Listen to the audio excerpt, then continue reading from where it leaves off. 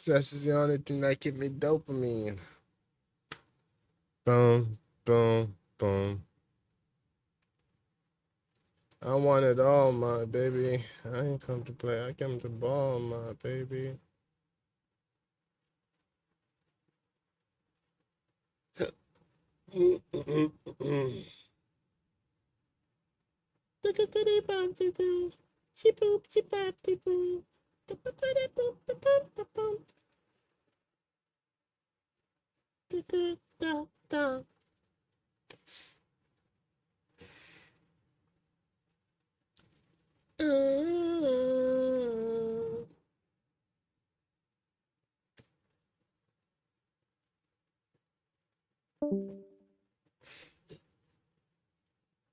So far, so good.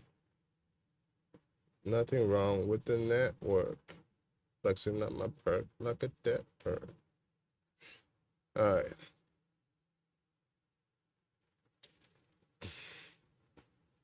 All right, I think we're good, right? Network is looking good. Who joined? Okay, and one went out and went back in.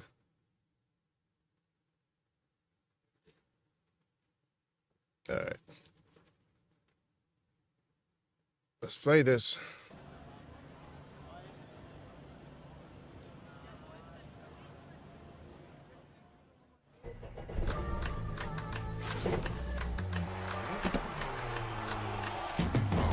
Next level. Niggas about the devil. Higher than they set out, would they label me a rebel? Bogota barely as dope as me. Success is the only thing that keep me dopamine.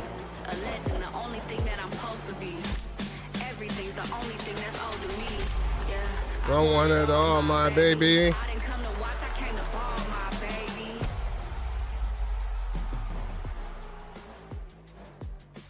Round 6 of the 2025 Drift Masters Championship, and that's right, you're joining us right here at Ferropolis in Germany, the Iron City, Drift Island as we like to call it. My name is Ian Waddington and I'll be talking you through all the action as it happens live here in Germany this week alongside my very good friend Jacob Gettins.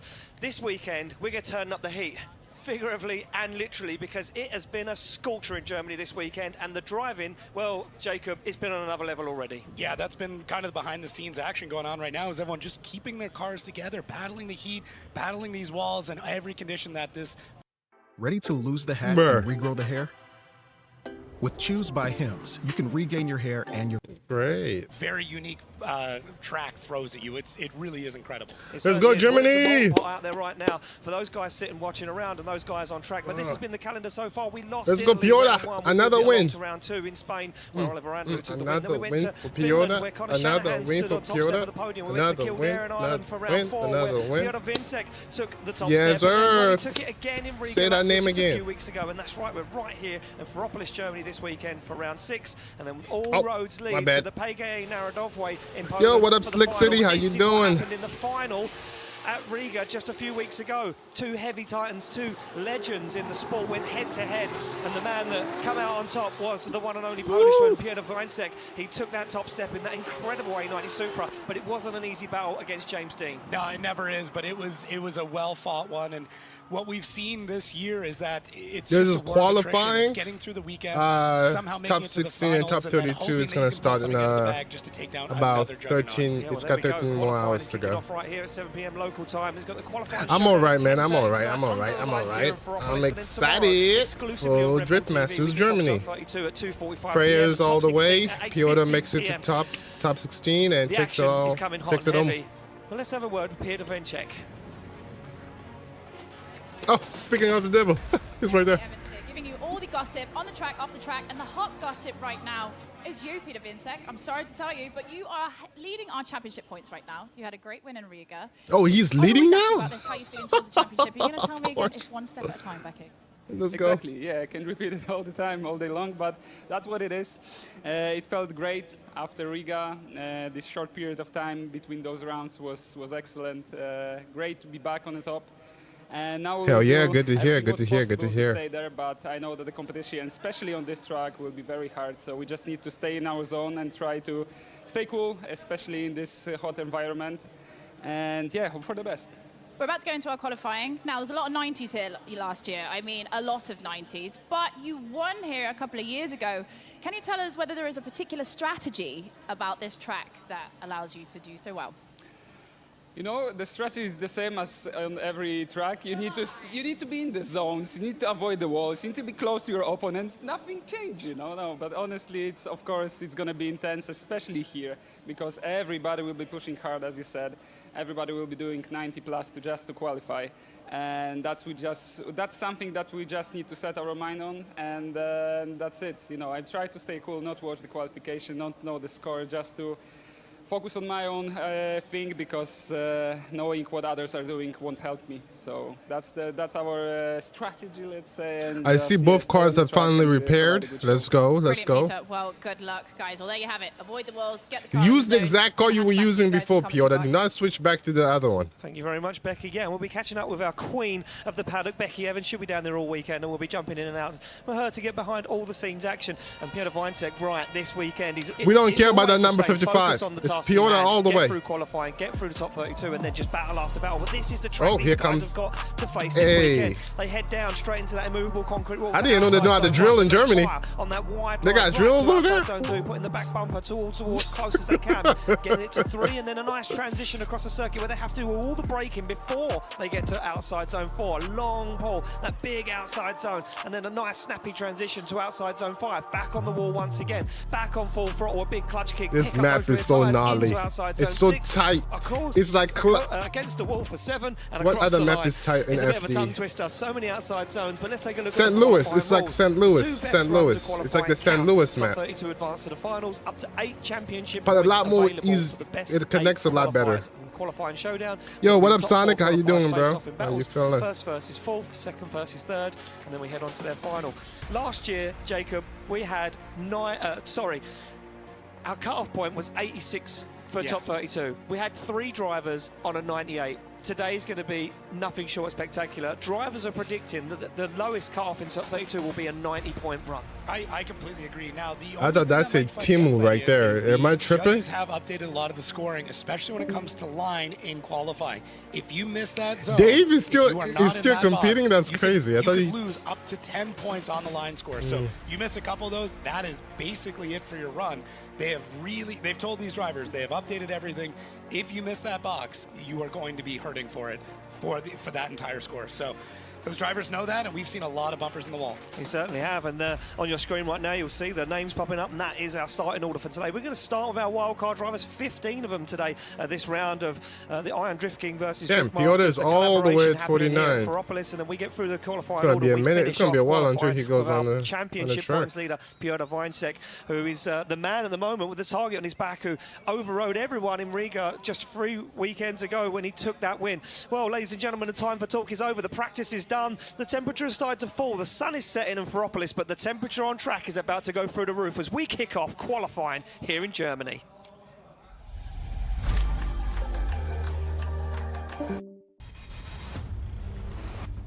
This is the Omen. I apologize, but nobody's ever going to pay for YouTube with Prime. Modern comfort and performance features. So let me walk you through it. We'll start on the outside and work our way in.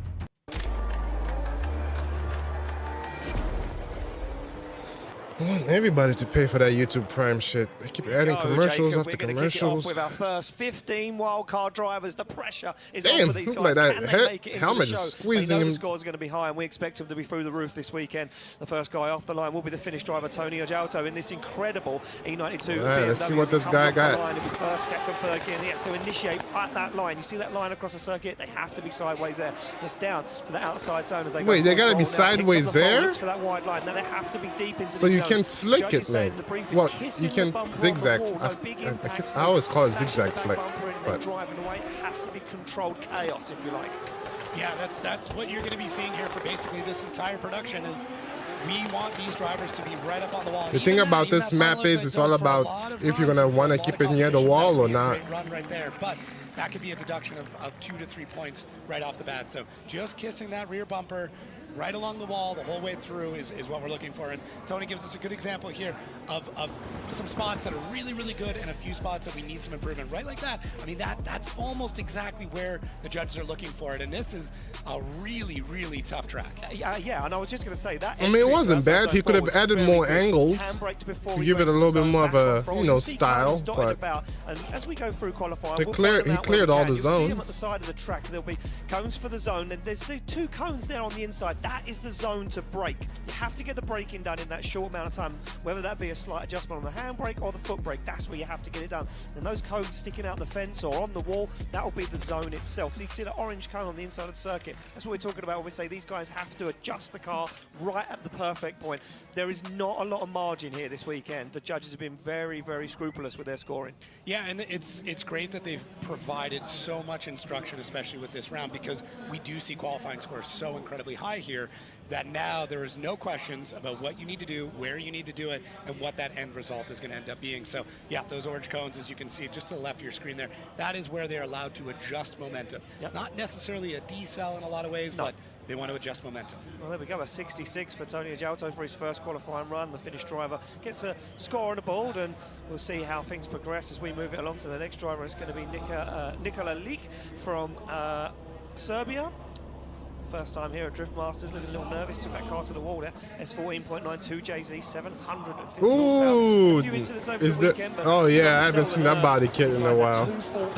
That's an iconic body kit right there. Nice line down to initiation, and you can see it. Just that car on the handbrake for quite a long period of time. Now gets himself back into it, full throttle as he pushes it to the wall. Very nice line so far for this young Serbian as he now gets himself into the outside zone. Oh, gets to the wall a little bit there. It looks like he's going to carry on and throws some bits of body panel into the skies. He now gets back into it once again, into the wall again as he fires towards Nikola across the line.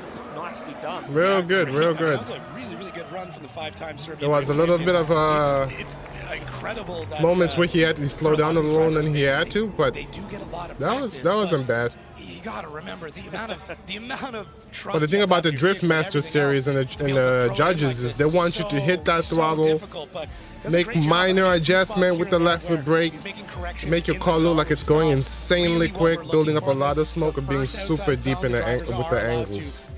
That's when you can get your hand on the 90 or the 89.9 run. Any other spot, you shouldn't be making those corrections. So great in-car shot here. You can see those walls. You'll see it when Connor Falvey and Piotr and James Dean and all this Laurie Heinen and them pull up. You'll see how a lot faster they're going to go. In the right spot. Yeah, and you speak to a lot of drivers around the paddock over the course of the weekend, and that's exactly what they say. If you feel like you're going to crash into the wall, you're on the perfect line. I thought that was part of the wheel. We've seen shards of wheel come up before, no, but it was more body panel shredded from the back of that S14.9. You see, dab of the handbrake after the zone, that'll be points deducted. And we're going to walk and talk you through this because, as Jacobs alluded to, this track is so technical and the judges are so pinpoint at being accurate on this circuit. That's not bad. First qualified point run, 77. That's real good. And try and explain exactly how much and how the judges are looking at things.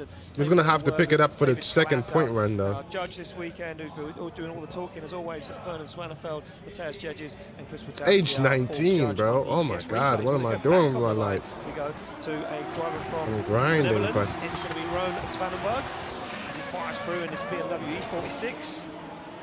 2JZ, 650 horsepower, looks for the outside zone, nice line, very tidy. I want to start a company, but it's not easy to maintain a company. You can start one, but maintaining one is the difference, is the hard part. As he gets a transition done now, fires a car. Oh, yeah. Oh my God, he's got lucky. For that final outside zone and job done. Yeah, as simple as it may seem, being all outside zones, which in my opinion, I love tracks that are all outside zones. I really like the way that it sets up things for tandem.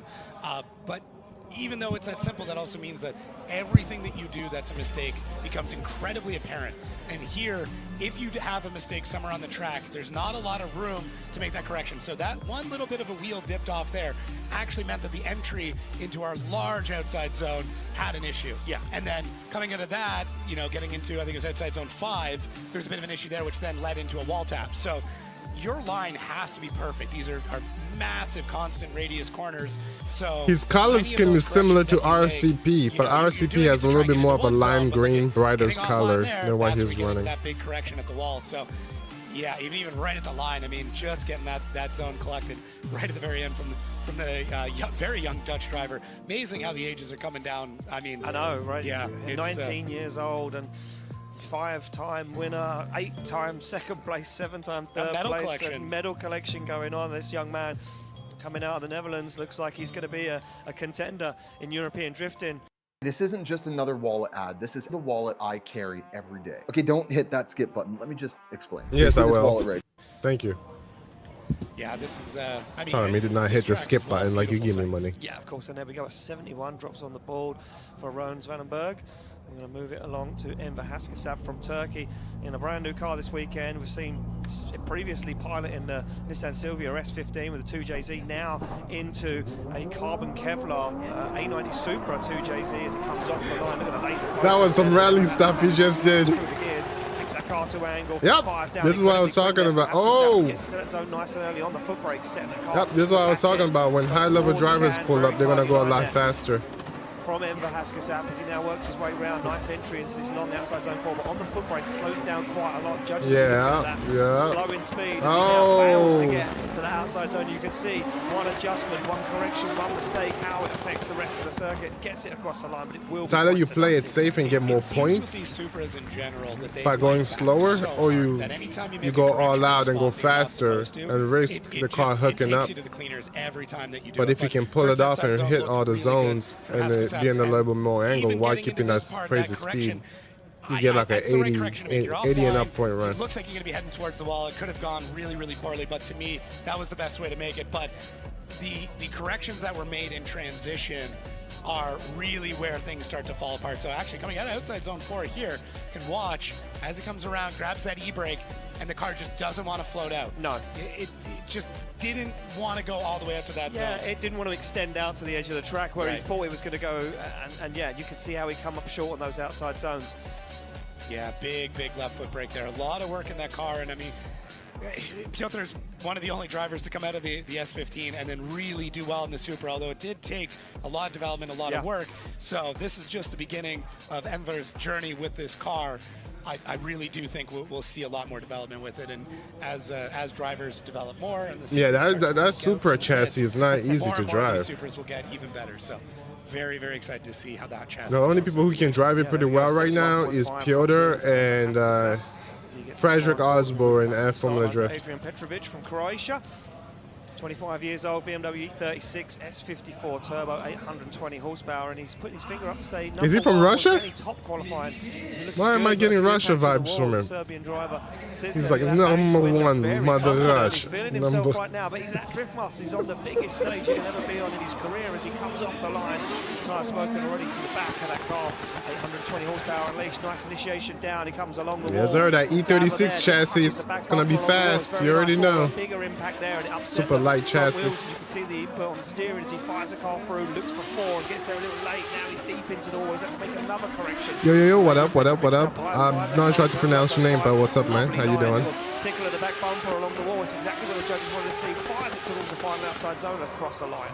Yeah, a great run, and a driver that I know so many people were looking forward to seeing him run here. You know, making it up to Drift Masters is a massive accomplishment, and really laying down a solid lead run.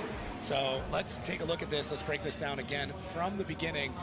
Gets on that power really early. I mean, that initiation was just a power over. First outside zone. You're going to see a lot of drivers doing that. Maybe a clutch kick initiation. Already losing body panels on the BMW going through these zones. And just getting through it. Really, I wouldn't say fighting the car, just being aggressive with the car. It didn't seem at any point that he was struggling to regain control or anything like that. Just being aggressive with this run, which is what you need to do to really get all these zones filled. You want it to be flowy, you want it to be smooth, but ultimately you are going to have to work the vehicle to get it to go to all these zones. He's Croatian. Right. Sorry. Yeah, happens. Yeah. A lot of nations here this weekend. We are covering a lot of ground. We are filling out a lot of countries from across Europe. So yeah, a little mistake from us. There's going to be a lot of Croatian flags in the comments, that's for sure. Oh, there certainly will be, no doubt. That was a very good run. Let's see what the score is as it drops in from our judges. 81.5, and he does top qualifying at the moment. What up, Tano? How you doing? I'm not sure how to pronounce. Is it Tano? I'm just going to say Tano. What up, man? How you doing? 1,000 horsepower. This young man been doing a lot of driving, 31 years of age, and dialing his car in and driving all over in Poland with the local champion and national championship there in Poland. And now here, back in Drift Masters, a wild card once again as he puts that car where it needs to be, flexes the tailgate as Nasser Al-Habali now works his way around those first 2-3 outside zones and fires the car across the circuit, gets himself out. I just do not like. I don't know who came up with that body kit for the S14, but I just do not like that front nose. Or is that the S13? It's either the 13 or the 14. I just don't like that Dodge front BMW. Yeah, I would have the exact same looks feeling weird. if I laid down a run like that. So we're going to see a pretty solid score here very early on in qualifying with Nasser Al-Habali. This just commitment all the way through. Maybe gets on throttle just a touch late. I'm only going to be nitpicky here because so much of this run was 80. really, really solid. He's But, getting an yeah, 85 able or to get that car an all the 87, way around, little bit calling it left right now. through here. And one thing to note, as the sun starts coming down, these track conditions are going to change very heavily. These drivers have only really had one session in the dark. So a lot of time with a track that's incredibly hot. Now as the temps start to come down, the conditions are going to change. Yo, what up especially, again, for the Tano? drivers How you that are doing, later in brother? Qualifying, it's going to be a very different circuit than what they spent all day practicing on. But for Nasser, man, I mean, love it. Absolutely love it. Yeah. Driver with a couple impacts earlier on this Oh yeah, season, he was deep really in those making it work walls, now. man. Confidence is back. He He was, certainly is, and yeah, looking strong and And just he's goes to show you keeping that he's speed been as having plenty of well. seat time in that car and looking confident. Nasser Al-Habali fires that car towards the wall, and yeah, you're right. Track temperatures will drop. We see track temperatures today of 36 degrees on circuit. Yeah. And temperatures inside the car of 72 89. degrees. So there we go, an 89 from Nasser Al-Habali. And he starts to push the scores up already, and things are going to get hot. There and we heavy as go. We go back onto the start line to this Now young man. people are It's gonna about be to start Petro sending from it. Bulgaria. Incredible car, pro-charged LS in a Mercedes-Benz R230. Is that whoa? Is that a Mercedes? This car sounds No and fucking looks way. amazing. And here we go, and look how fast it is as well. Very nimble, very able chassis. Oh my God, it's Starts to put it where it needs possible. to be now. Looks for that outside zone. Slams on the Oh, floor. he is not hitting the zones, though. He flicks the car. He's going to have to wash on the handbrake. He does. That thing Barely looks- makes it to outside zone 4 as he lights up the tyres. All of the power from that 850 horsepower LSX. That's so being used awesome. as he now looks, In the works his way US, we around got to a the final Cadillac. zone and across the In line. Germany, they got a Transition Mercedes. from 4 to 5 was so snappy. That's Yeah. crazy. So with a lot of these long nose cars, Chassis especially as the driver that sits look further like drift back, chassis. I've chatted with a couple of drivers that have been in these, whether it's I don't know. Vipers I don't or know any how of them, not to really. say it, but You feel like you're going to it crash just this it's car weird all the seeing time. cars How that you far don't back really it is. think. You talk to drivers who get Like into it's I think it's Supras about or, aura. Like it's there are just- cars it's that such a just give different aura, feeling. like they're So supposed to drift, and then this there's cars transition, though, I that mean, doesn't look at give this. drift Loads the car auras, up and just- which even in makes you slow motion, surprised to it's see fast. them in a Yeah. drift late So, competition. what a Like for great way to instance, get that this car or the transition. Cadillac I'm really driver hoping things in go well Formula for Drift. qualifying for him It's because like that car those to two chase company that cars would is be just very, it's, very interesting you for a know lot of doesn't drivers, give and drift that's something vibes, that, but we see from Petro, there it is. more and more. But, Looking love amazing. unique chassis, love unique engine packages. So for me, this just gets those extra bonus points. I think for me, it's seeing something different on the grid that you wouldn't normally see. You know, Yeah. we're so accustomed to seeing these BMWs and the S chassis and the new Toyota A90 Supras or the GR86s. That's good, it's though. always really That's good good. to see someone, you know, Let's put in the open hard up, work you know, and try and more bring this kind varieties chassis. of cars instead of just always seeing the S15s, the S chassis, the JZXs. Hey, if you conceal carry and you the want to do so comfortably, Supras, you you're know, probably going to be interested in BMW this, chassis. the You brand can new get Nimbus get all Gray this Vanish Mercedes and other And when- chassis coming in now, Cadillacs and stuff See how like he that. gets on his second qualifying run. We're back Which on is the good. line now, a man that's not accustomed to drift masters. Timu Asunma from Finland. He came to our. His name is Timu. I was right. Look at that wide. Eyes wide open as he slams through the gears off the start line with this BMW 46 Coupe M50 B28 Turbo, 870 Oh, that lovely slowdown. The Sunma that goes a little bit wide, but now holds onto it. He's shallowed up the line Oh, outside yeah. zone 3, flicks the car across the circuit, gets himself dialed into outside Oh, zone 4 yeah. very deep, and he holds onto it. The Sunma now Telling you, works his way man, those around, looks for BMW outside zone 5. chassis It's a are nice quick. transition. Look at that, absolutely beautiful. Right close to the wall, but not touching it, not affecting the line, and across the line he goes. And a speedy run. Very fast, Yeah, indeed. very, very fast run. And you don't expect anything less from a 7-time world or rally champion. This type of driving is incredible, and it's fast, it's aggressive, but it's also so committed throughout the entire run. Just right off the initiation into that first outside zone, you can already tell that Timo is here to throw down, has the confidence in it, and has adapted so well to drifting. I don't know if I'm reading this right, but first season in drifting, first full season. That is incredible. But it does show you that drifting really is a blend of so many different motorsports, and you can come from it. You can come to drifting from so many different disciplines, and it provides. Oh, look at that! He's left foot braking just like I do. Right now, I'm not seeing a lot of drawbacks. No, I don't hold down when I'm left foot braking. I don't hold down my foot down on the pedal. I slowly push it down in and out, filling up the car and seeing how it's reacting. We've seen Callie Rovenpera here before drifting Drift Masters in that incredible A90 Super, and that car control kind of comes hand in hand with both rally and drifting. So these guys are making that switch over maybe a little easier from other forms of motorsport. Wait for the score to drop in there from Petro Radichev. Timo Asunma. And see what he gets. It's the grandstands now start to fill out here in Germany at Ferropolis. Very, very busy weekend. Even during practice yesterday was busy. Very busy. Yeah, from the moment the gates opened, the weekend ticket guys, they came in, they flooded out the circuit, and sat there all through practice, all through the night practice, and then 85. Yep. 85 on the board there. That's good. Sunma. 85. As we go back to the line to a man from Ireland, from Kildare, Gary Dunn is on the line now in his Toyota IS 302 JZ, 850 horsepower. Funny joke, we'd like to call him the Fresh Prince of Kildare. That's his nickname. I didn't make the rules. No. I was just told his nickname. He it's a right-hand drive car, huh? Off the line. Interesting. If you want to know who this guy is, this is the spotter for Connor Falvey. So Connor Falvey spotter now trying to prove what he's got. Okay, that's awesome. That IS 300 right where it needs to be. Nice line so far. Comes up a little shallow on outside zone 3. This car right here, he's driving also not a well-known drift chassis. This is more like a driving on a road JDM chassis type of thing. Making it, switching gears, making it go like some Fast and Furious shit. Like, it's good to see all this new chassis being put into the drifting comp and everything. Well, I know that it's not. I know.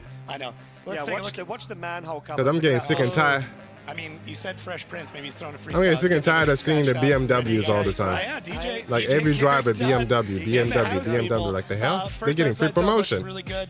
I do like the wing on the back of that car. Maybe a little strategy involved. Make it look like the car's closer to the wall than it actually is. Maybe he's a smart guy. He's an incredible spotter, and he's going to pull out every trick that he possibly can. To me, I'd like to see him a little bit deeper in a few of these zones. That wing's not fooling me, not fooling my eyes, but maybe the car's just a little bit gripped up, a little bit tight, because it does seem like he's not able to really fulfill all those and not really get it all the way out to that wall. So it could be also the angle kit. Sometimes it's never the car being too gripped up. Sometimes it could be just a required angle kit for the driver likes to drive in. Yeah, exactly that. And, you can always tell because James Dean's car is like really cambered, and then when he turns the steering wheel, the wheel literally goes inward towards the car all the way. And it's always an angle kit. Some drivers can handle a lot of angle. Some cannot, so they get slight, less. They reduce their angle. S13.9.5. Who knows? I always get it wrong. 2JZ underneath, 830 horsepower. The only German driver on the grid this weekend. And he's back into Drift Masters as a wild card. And Max Heidrich, a character, a man that we lost from drifting due to family commitments. It's the wall, and it's a big impact. First one of the night. Carry on. He does carry on with it. As Max Heidrich makes a big error. That's why I say this map is just like St. Louis. There's walls all around you. And Long Beach as well. But Long Beach is a lot wider, therefore giving you room to work with. So you won't really hit the walls. He gets it across the line. He's probably just feeling out the track temperature as well. I feel the track has cooled dramatically from what it was earlier in practice. So these guys finished practice at 3 o'clock. And we had quite a big break. They did a autograph session. You can just see what happened there. He got wide onto the marbles, and I'm surprised the tires didn't DB, because the tires did hit. Yeah, and for Max, he is a driver that comes out and wins practice every single time.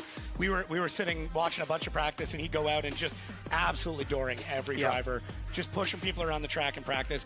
I like it. I mean, practice like you're going to play. And Max Heidrich, unfortunately in this case, kind of did that. But I think for the second run, he'll pull something out of the back. Yeah, he'll tone it back a little bit. Yeah, maybe. He's full max. We always used to call him full max. So there we go. Back on the line, Juno Warren now from Finland. You see this man make his debut at Drift Masters in Finland just a few rounds ago in the OM648 diesel-powered 198, 800 horsepower. Another chassis that doesn't, you know, like I was saying before. Black Smoke Racing, but it looks like he's down on power. Yeah, you see how he's struggling? It's just the some of the chassis, I don't know. It's just he can't handle all that swinging. Yeah. Big impact with the wall. He shatters the rear wheel and has to have pulled the run. Rough. I mean, you and pretty much everybody. Like, you really gotta put in a lot of work to get your chassis to feel right for drifting. Just a very difficult engine platform to drive, limited rev range, and really the teams that do develop these do such an amazing job to try and bring them to be able to compete against so many different types of engines. But at the end of the day, it's not an easy thing to do, but just getting it a little wide, mistimes that transmission and puts them. I believe if you give it to Chelsea and Chelsea the Nova crew, they can definitely crack the code on it and make it slide. 0-0 for that one, not a shocker. And nice thing is those Mercs are pretty durable. yeah, they're pretty stout. They're pretty stout. Yeah. Well, there we go. It'll be a 0 on the board there for Juno Nuorinen. And we go back on the line. It's going to be Gediminas Leviekas from Lithuania, 4 years old, BMW E46 S54 turbo underneath on it, 850 horsepower. Brr. Okay, eBay. Slash through the gears. That Lithuanian driver been on the grid before. What can he do this weekend? Been looking good in practice and fast. As he now opens up the throttle, puts the back end of that E46 BMW right where it needs to be, kisses the wall, just untucks the bumper from the quarter panel as he now works his way around outside zone 4. Very nice line from the Lithuanian as he stands on the throttle once again and flicks it towards the wall.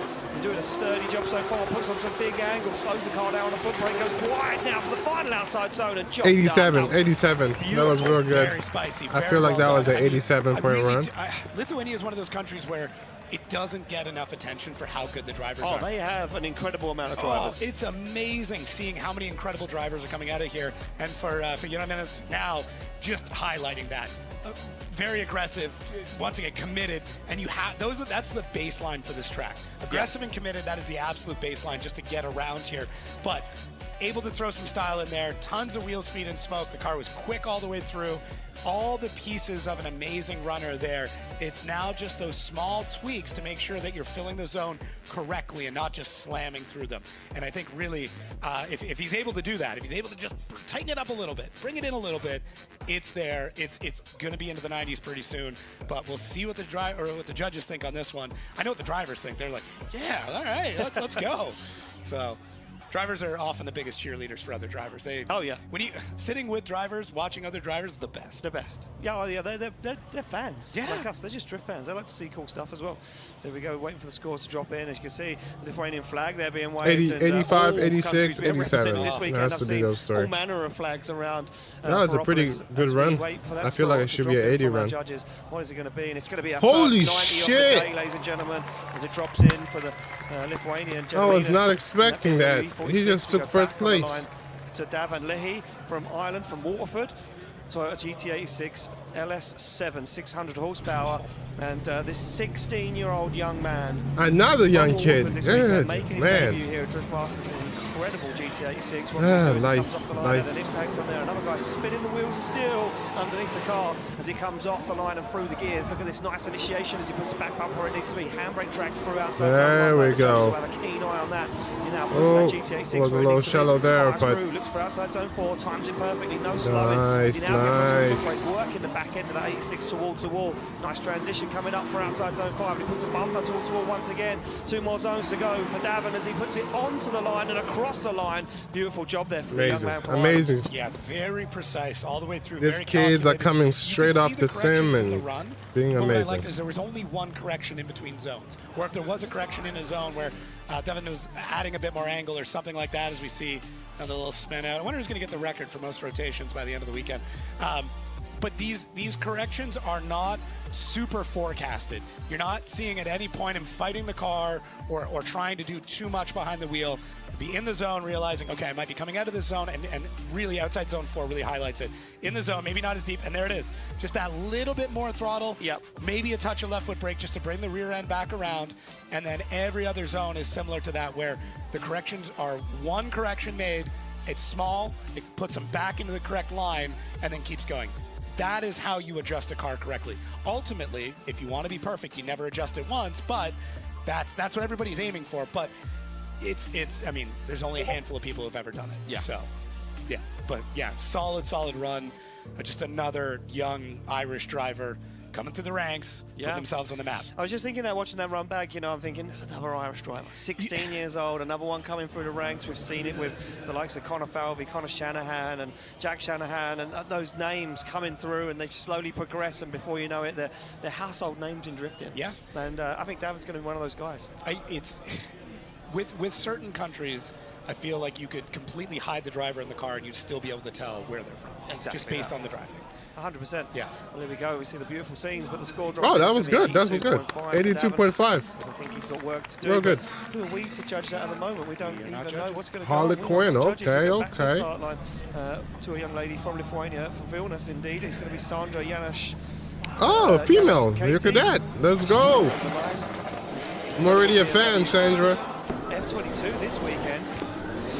Oh God, what is going on? Sandra flicks that car in. Now down she comes along. Little shallow on that outside zone though. Now she's going to work to find those outside zones, and she's already on the inside. It's going to be very, very hard now for Sandra to work her way into these zones. And you can see she lets the car grip up. The car just doesn't want to wash. Finds the outside zone, but very, very late as she flicks the car a little early. Goes to big angle, holds on to it. And it's going to come up short on that final outside zone. It sounds like it's a gear ratio to me. From Sandra. Yeah, I mean, he wasn't fully down on it. She wasn't fully down on the throttle. She kept smacking it, which is perfectly fine. But if your gear ratio isn't set up right, you get a lot of RPM and you keep feathering the throttle, the car is gonna want to hook up because it's not getting enough power through the wheels to get that rotation to get, you know, to feel a lot more looser. The E36 BMW she's been driving previously to this, she looked way more comfortable in. Yeah, and this is the tough part with development and learning anything new is, do you just keep sitting and using the thing that you know well, that you know, that comfort blanket, or do you step out of it and try something? Yeah, look at that, like she locked in. She is. That is so much focus in her eyes on that run. So, not really collecting all those zones probably the way that she knows she can, but it'll be back to the drawing board. So would that be a 0? I mean, she missed a lot of zones, but she still completed the run. What can be done to try and get? It's probably going to be like 60. All the pieces are there, a little bit more commitment. They're gonna give it like a 60 points, and that's not good because you need to be at above 70. You have to risk it, especially here. And then if somebody has, let's say you have 71 points, and then someone has 75, yeah, you do. then you get disqualified because you're last in the bottom with the lowest point. The person with the lowest points after the qualifying is done gets disqualified. Sorry, I had to do it. The door was open. You did great. There we go, some more Lithuanian fans in the house waving those flags as we wait for the score to drop in from our judges. As we say, getting packed out here in Germany. They're going to give her a 60. By the time the lights go down and the lights come on the cranes. They're going to give her like something 60 something within the 60 range. Yeah, such a unique facility that we get to be in, and I mean the campground is packed. Yeah, the amount of people, even just rolling in this morning, I couldn't believe how many caravans and everything else were packed out. Is wild. And there we go, a 41. Oh damn! Ready to even lose lower, the 41. I guess I was being a little too generous. You can regain your hair and your confidence. And yeah, missed nearly all of those outside zones, and judges not too impressed with that one as we go back to the start line. Some funky wheels on this GT86. It's Arthur Arvilenko from Ukraine, from Kiev, 2JZ 1000 horsepower GT86. There's some funky wheels. I can see you having funky wheels like that. Yeah, I like weird wheels. That's yeah. weird stuff. That's why you and I are friends. Wow, there we go. What chassis is that? Oh, it's a GR86. Good Find him chassis. looking really good in practice so far. Nice fast line as he comes down into this outside zone. Ooh, I think he kissed the wall there. Looks to put that car where it needs to be. Got a little shallow there, yeah. Nice line into 4 though. Can he keep that commitment as he stands on the foot brake, puts the back end towards the wall, shallows up the angle. Nice. Nice job from Harvey Laker as he flicks that car, but it's a little bit too early or too late maybe, as he didn't get that outside zone. He stands on the front, he's going to come shy on that outside zone as well. Yeah, right out of the gate, everything looked super, super solid, but coming through outside zone 4, it's where it started to kind of come apart for Utzer. So first outside zone looks pretty good there. Back on throttle, lots of wheel speed, good tire smoke, showing that drive all the way through into outside zone 2. Things are really, really looking good. Even outside zone 3, maybe a touch deeper, but once it makes that transition into 4, you can already see the way the car is rotating out. Maybe understeering just a touch through that transition. And then right here, once he exits outside zone 4, this transition just not timed correctly and the car bites. It just immediately starts to shoot past the zone. Tough. I mean, a couple things you could do, try and grab the e-brake to slide that car over, but ultimately just not on the correct line. So any adjustment at that point might actually really wreck things for outside zone 6. So sacrificing 5. Oh, he didn't even touch that zone. I didn't see that because of the camera angle. Kind of didn't really get to outside zone 6 or 7. Yeah. It's a difficult one. And don't forget, the judges have put those cones out to deem where you can handbrake and where you can't slow and where you have to be on throttle. So, you know you're going to sacrifice points either way. What's worse? Yeah. You know, I think that's what it's going to come down to. The only way to cheat the judges, there's 2 ways. One, 70 drops in for heavy on the throttle, we start to move it along to the usual and then slightly control the car a little bit with a little tiny bit of left foot braking, so it doesn't look like you're slowing down too much towards the cameras and stuff. And technology thing on top of the car. And then the next one is using a clutch, because the clutch you can also do the same thing with it, but it's a little bit more on the tricky end. Starts to find the back end dials on the angle. Peltola looks for the outside line and seems to have had it worked out. And Peltola now gets himself into outside zone 4. Shit! Yes. No messing around for the finished driver as he fires that car never does this well. It's actually doing well for once. Overhang on the back of that wagon as he now starts to risk it. Oh, as he wraps the back end along the wall. Yeah, it just shows you in the finally, zone that he finally got that car dialed in. Yeah, maybe a bit hesitant in a few of these zones, but that wagon has so much flex in the rear end that you could really crank things back there. So first outside zone, look at this. Gets back on throttle at the right time. You can see the moment he's on throttle. Yeah. There's no guessing. There's no hiding it. Yeah, if there's black smoke, he is definitely on throttle. And what's amazing, too, is that they have developed a system for anti-lag in diesel, which is incredible.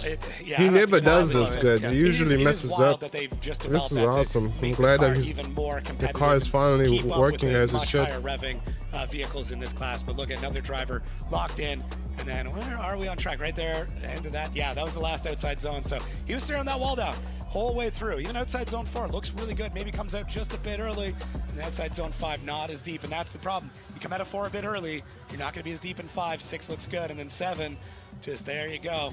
No room to put the soccer bags in the back, or football bags in the back, because... I was going to say, what are you talking about? I know. Soccer? I forget where I am sometimes. Well, there we go, a 78 on the board. 78! Whatever happens, you'll still look cool. Finally, good. Always look cool. Always. He'll be in the sauna in between runs. He certainly will be. A lot of Finnish fans in the house this weekend. We go back on the line. Oh, Monster's Energy. Bagsy Biagioni, hometown hero for me. Normally don't see Monster Energy. Energy. The UK this weekend. Bagsy. Oh, snap! Final 2 rounds of Drift Masters in his Toyota. This is the guy with the awesome R35 drift build. Let's go. Okay. Not going to risk it in practice, but he's willing to risk it all in qualifying. What can he do as he now puts He's the guy with the... Him and Daigo Saito have the Lamborghini Murcielago drift cars. It's a nice early entry into it. Little tag on the wall there from Bagsy as he smooshes the back end of that GTA 6 into the wall. And another nice line into that outside zone. One more zone to come up as Bagsy risks it all across the line. Yep. I was a little worried about him on that first outside zone. That was awesome. A little bit hesitant from 1 to 2. I mean, off the line, just so much. He's lighting the tires up the moment he left the line. Martin, got a smoke show off the go. And that's the part that freaked me out. Yeah. So much speed coming out of 1. Wasn't sure if he was going to collect it for 2, but does a really good job. And then picks up the speed for the rest of this run. Transitions all look good. Outside zones all look good. Steve, this is what he was hoping for. This is what he was putting it all together, and yeah, just a very, very busy gentleman with a lot of commitments on the go, and that means he does not have a lot of time in this car. So makes it that much tougher when this is not your full-time rig that you're driving every day. No, it certainly doesn't. And Steve been doing a lot of development work in this car and a lot of driving, and even had Jack Shanahan pilot this car on practice day in the UK. And you know, Jack, a man that's piloted a GTA 6 now for a number of years, and a man that a lot of people go to for suspension setup ideas from around the paddock. And then we go an 84 drops in for Bagsy as he gets a score on the board. And yeah, Bagsy looking more and more confident as things move on. Going to keep the action rolling as we go back to the start line. It's going to be Dave Egan. And yes, he is back in the Toyota GR Supra. Unfortunately, drove the PS13, that no-brain carbon fibre PS13 in the last 2 days. And last night decided that it really wasn't cutting the mustard. He said, I need to get back into the Supra. It has everything I need. I've drove that car here before. And here he goes. It's Dave Egan now looking for a little redemption in 2025 as he puts the back end towards the wall, flicks the car. Holy shit! Let's go, Dave! He's driving like a completely new driver. He definitely knows this track a lot better. Oh my goodness. This is the ultimate, putting your money where your mouth is. Yeah. He is the ultimate representation of that. Somebody who's talked about driving, critique drivers for years, and now Dave has the opportunity to really show. Hi, where are you? Hey, I can't make it. I have a board meeting. What he can do, and he does do it. This is great. It's not very often that I would say I'm super happy that Dave's back in the Supra, but it seems like the right choice. Outside zone 1 looks good. Outside zone 2 looks good. Look how flat that car is too. This track, it's pretty consistent all the way through. We were saying this yesterday, me and you, we had a conversation. I said it's like a mill pond. It's pretty much He looks very comfortable in this track. He definitely knows this track very well. Observing it, let's go, Dave! It looks dead flat. It's very flat. Yeah. The track is very consistent. There are a few asphalt changes here and there, but really not He a lot. just needs to keep this up until it's time for the battles. Top 32 and top 16. It can be very stable. That's if he makes it to top 16. But a lot of different changes. if he can drive just comfortable like he just did now, he would. I don't see why not. He wouldn't make it to top 16. It's an incredibly difficult car to set up, but knocking on wood here, I think he's getting it. I really think he's getting it. Do you think this is the Oh my God, the smoke in the car. Back in the Supra once again. He 100% needs something. This is, I can't imagine. Drops on the board. That's a first for Dave Egan. Sigh of relief for Dave. Holy shit. Like I say, a challenging year so far. Driftmaster He's going to be boasting about that when he drops the next Drift Games video. From Cyprus and his BMW E82 1 Series S50 Turbo, 1100 horsepower. I think the gearbox out was part lunchtime. Wherever I said, is everything good? And he said, yeah, we're just having a look. Oh, okay. Just casually, gearbox out, just having a look. So there we go. Back in and working right now. That was Christopher who fires that car down towards the wall. Handbrake after. Yep, I knew it. I saw it coming. Tags the wheel off the wall. Now Christopher He was on the line. have to try and work to get himself back into this one. As track temperatures have said it, I think they're dropping now. I think the grip on the circuit is starting to loosen up. I think things aren't as grippy as what they were at midday. And you can see that playing into the hands as he's washing wide once again, but makes it work. Yeah, if you see a driver coming through outside zone 1 and it feels like they might have a bit too much speed, it's a pretty good chance they have too much speed. And then when those rear wheels cross over that boundary line, it's going to be wall time. That's just how this lays out. Well, I think the thing to take into consideration here is there is zero runoff. You can see it there, that small triangle on all to the corners. There's a lot of marbles in there as well. Yeah. Our road sweeper has been out between the break between practice and qualifying and swept the track, but there's only so far he can get. And now cars are going back out on circuit. Then marbles are starting to appear again. I think he went wide, got on those marbles, and I think that was it. He lost traction. Well, and depending on when you get back on throttle, George was a bit late getting on throttle. Comes through outside zone 1 and just doesn't get the grip back in the car by getting the wheels spinning again. And that, to me, is why it ends up floating out. And it's a shame, too, because there's a lot of good parts to this run where you can tell he knows what he's doing, you can tell he's getting more in it, and that, you know, that situation, you got to give your head a bit of a shake and get back on it. So exactly that. Well, there we go, a 68.5, and that'll be that contact with the wall outside zone 2 that would have knocked his score down. And don't forget, this is George Christopher's first year at Driftmasters, so a lot to be learned. We go back on the line to Yves Morin from Switzerland, his Toyota GR Supra, 1,080 horsepower, sorry, and a B58 on the standard engine. So many numbers. So many numbers, so many things to consider. All I know is this is a beautiful A90 Supra, and Yves Meyer is a very nice young man. What can he do, though, behind the wheel of the car? Because he's a demon when he gets into it. Now Yves Meyer finding that form, starting to look strong in 2025. A good qualifying driver now, but what can he do as he puts it back into that Supra towards wall? Full carbon Kevlar underneath that beautiful blue wrap as he flicks it to outside zone 5, and Yves Meyer is on an absolute ripper right now. Look at this on outside zone 6. Lovely line as Yves Meyer flies the back end towards the wall and across the line. The throttle was so consistent. Let's go. It was like he didn't lift. I know. That was amazing. He was so smooth. And we can feel it in his booth. We are right next to where the track is. And yeah, Yves Meyer, once he gets on it, once he lights off, that throttle is basically glued to the floor. Riga was a huge event for him. We really started to see things come together. Yeah. The driver that you and I have both seen drive for a number of years started to show up again. And that's Yves Meyer that can be so dangerous to so many other drivers because he can be incredibly precise throughout an entire run. But this looked like fun. This looked enjoyable. Just absolutely cranking the throttle. Had it planted and then just used his left foot on the brake to just adjust the car all the way through. I don't know if there was any really big handbrake pulls through that whole thing, but look at this. On throttle, is that a full, maybe a touch V-brake there? I wonder if he just slightly lifted. Maybe. It was it's tough to say. Maybe we'll catch the in-car later. Well, there we go, an 89 for Yves Meyer. Second place. And a good score. He drops him into second position at the moment. So we keep the action going. We go back on the start line to a man who won the event here last year under the Iron Drift King umbrella, and it's Clint Van Orr from the Netherlands. This is an S14 2JZ, 900 horsepower. I pronounced his name in my head, Van Oort. Saying that can't just get things out But of they his just head. said He Oort. said he feels better this weekend. Looks like he's more in the zone. Likes the track, likes the zone, likes to be on the walls. And here comes Clint Van Orr. This is a 90. Back end of that yellow S14 where it needs to be. Nice This line is into a that outside zone. 90. Look at that, tickles the wall the whole way around so far as Clint Van Orr It's a 90. rubs the bumper. It's a 90. Once again, Clint Van Orr feeling There's strong, feeling no way confident. this is not a 90. Oh my God, it's a 99. It's a 99. This is absolutely breakout. It's a 99. You can see the smile in the helmet already. This is the driver who's had maybe If the judges don't give this a 90, I'm gonna be. That would be so fucked up. Serious amount of time here, especially last year. It was a very, very long event.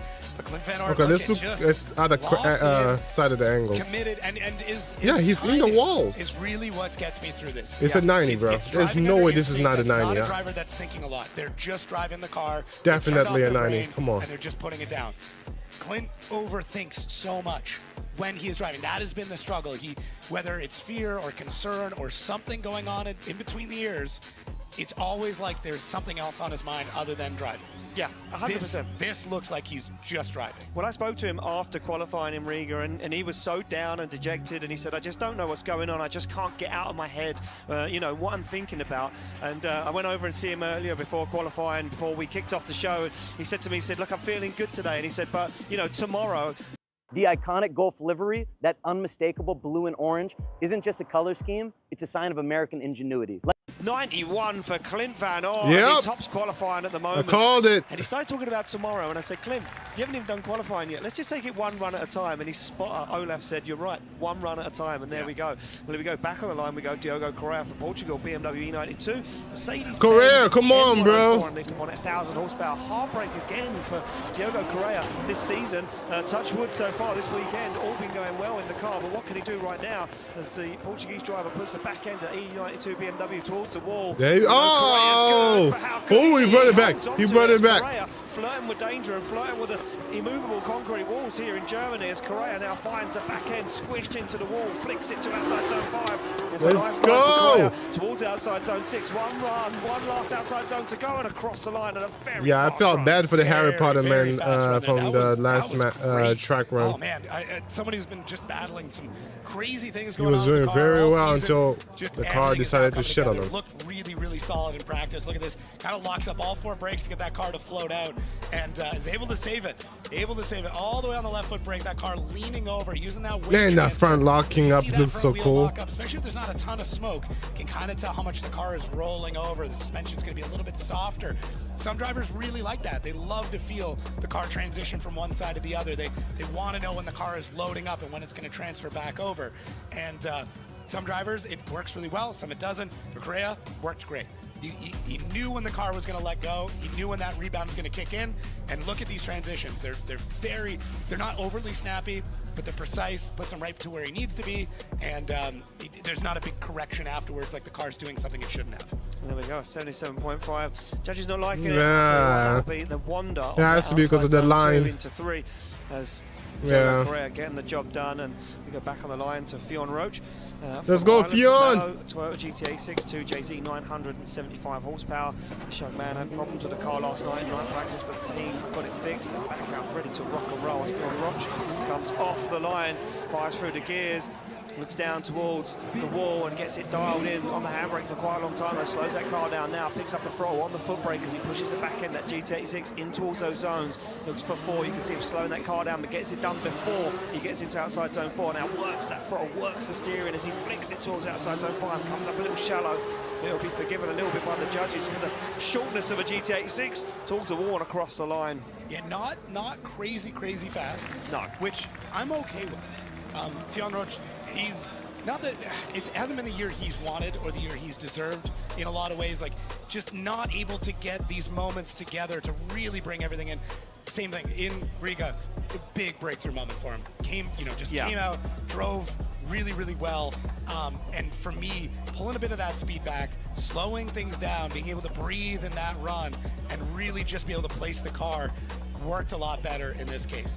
Fionn Roach of earlier this year would just drive it at full speed all the way through, try and get through that run, and you could see it. This was much smoother than a lot of his runs previous in this season. It certainly was, yeah, and I think Fionn is just getting himself dialed in. I think he's getting used to being at Drift Masters, being in the moment, and Fionn Roach there, an 85.5 on his first qualifying run.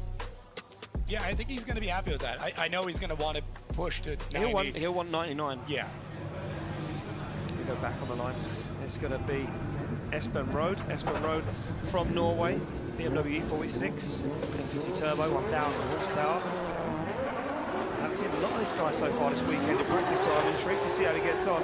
Nice initiation as Espen Road now fires down that first outside zone, picks up the throttle nice and early, stands on it, now works his way on the foot brake, see him front wheel locked up, pushing the back end that BMW into those outside zones, stalled up on transition, but makes it work now. Espen Road works his way around outside zone 4, looks for 5 and a nice flick on the throttle. You see the clutch kick there as he picks up the throttle, lights out the tyres, and he looks for a final outside zone across the line. That was a jarring clutch kick. That was a big clutch kick. Big one. I think he lifted his knee to his chin to slam that clutch kick in. That was big. The whole car shuttered on that one. Yeah, for Espen Road, I did get a chance to chat with him a little early on. I said, how things going? He kind of gave me that, like, I said, it's getting better though, right? He's like, every run. I'm like, that's all I want to hear, man. So, and this is showing that. And especially if he continues to get better, it's all going to come together. Just some of that hesitation, some of that worry as he goes into these zones with the left foot brake to try and get that car settled out. Outside zone 4 looked good. You can see that back brake light turn on. Great indication that they're on the foot brake, trying to slow that car, get at least the back end to come back around. But yeah, a big old clutch kick in there. The whole car shuttered. Hopefully the drive line is all good in the M50, but that's yeah, the whole drive shaft, the diff, everything's going to feel that one. Oh, you can see it here on the transition. Watch this, ready as the car stalls up ready. I think it's just before there. Yeah. Car. He was aggressive with that. Hey, I'll take it. Yeah. Yeah. Norwegians are normally very quiet until they start driving, and then they can be quite loud and aggressive. Then they come alive. Yes. Yeah. And there we go. Some Norwegian fans in the house here this weekend. A 92.5 oh, for snap. Road. And the big scores. Yeah, it looked like a 92 to me. To our first round of qualifying scores. We go back on the line to Dwayne McKeever. Dwayne! Incredible carbon Kevlar. Here we go. Or 180SX, sorry. RB28 underneath the bonnet, 1,000 horsepower. McKeever having misfortune in Riga with a snap dry sub belt, put himself out of the show. They worked out what the issue was. They worked overnight tirelessly to get that car back out of grid. Got some practice runs today. Now feeling confident is Dwayne McKeever as he stands on the throttle, unleashes 1,000 horsepower, tickles the back bumper along the wall, unhinges it as he now flexes it along the wall as McKeever, a man aggressive, and it shuts down. Oh my God, this year is just not his year, bro. Creamiest protein coffee order. She picked Snickerdoodle, original, and French vanilla. Dessert vibes. Oh my God, I feel bad for Dwayne, man. And look at And you can see the dejection in the face of Dwayne McKeever. This is somebody who drove, I mean, into other countries, met a team halfway from Poland to get parts, to get back out here, only had a couple of runs. I was wondering why he was moving so slow. Everything looks so solid for Dwayne, though. That's the gut-wrenching part, and are we going to see the moment? There it is. He stares at the dash. Big red indicator comes on, and he knows that's it.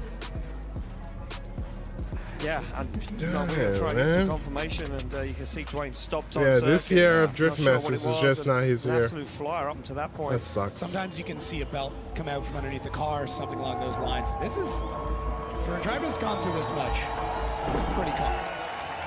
I mean, you know, my fear is, I wonder how much Dwayne McKeever can go through as a driver. Like, how much heartbreak can someone go through? Yeah, this is why sometimes you need those big sponsors, man. You need those. Yeah, like obviously he's got sponsors, but I'm talking about like the big dogs that can really fund you with a lot of money. And this year, you know, coming back to Drift Masters this year, you know, there was always concerns that Dwayne wouldn't be able to fulfill another full season of I Drift feel like that's Masters. what we're missing when it comes to Drift Masters, Formula Drift.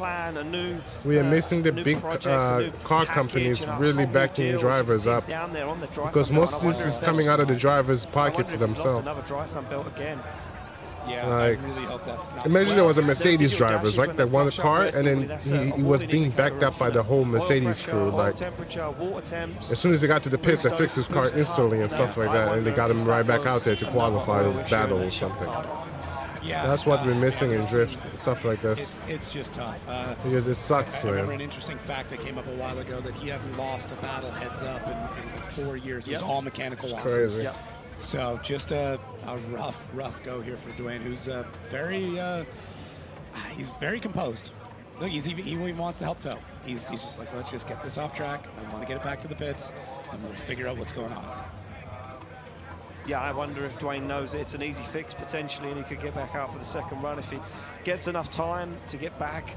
He's halfway through qualifying, so he has enough time, you know, to try and get that car repaired and get back out for the second qualifying run. And no doubt there'll be a whole host of Irish mechanics over in that paddock trying to help Dwayne out, trying to get him back out for that second qualifying run. Yeah, really interested to find out what all went down with Dwayne. It's just heartbreaking. We know how incredible of a driver he is, and what he's been able to do in his career, and just comes down to usually these very, very small parts that, you know, just go out. I think the heartbreaking thing is that it's been a whole season like that for Dwayne. Yeah, but you've got it. I mean, I wouldn't say every driver's gone through it, but a lot of drivers, a lot of champions have had years like that, where mechanical or strange mistakes or weird events are just getting paired up against the biggest names in the game on top 32. There's so many drivers that just, for whatever reason, you know, get paired up against absolute sluggers. And that's all that, you know, that's their season. Now he's gonna have to throw a mean haymaker when he comes back. Connor or Jack, every top 32. Exactly. And you're like, when he because they get to qualify the first qualified points, and then they get a second chance for a second qualified point, just in case they got a 0 in the first one. And let's just hope in the second one he's gonna really send it, and the car will be working perfectly just fine. Stormer of a first qualifying run, and we get that car recovered. And fingers crossed, we get to see Dwayne back out for a second qualifying run. We go back on the line to Jakob Kroll from Poland.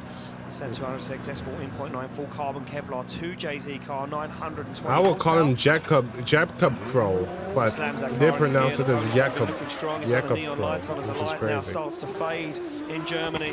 Won't be long, we'll be turning the lights on. There we go. He fires down, and Jakob Kroll looking good this weekend, feeling confident. Look at that on the throttle, nice and early. Opens up the throttle, kicks the clutch, finds a wall. Now Jakob Kroll starts to get himself into that comfort zone, slows the car down, but now works his way in and onto the wall on outside zone 4. A little dab with the left foot brake as he flicks the car into outside zone 5. Oh, tickles the wall. Beautiful stuff from the Polishman as he picks up outside zone 6 and 7 on the wall across the line. He is getting it dialed.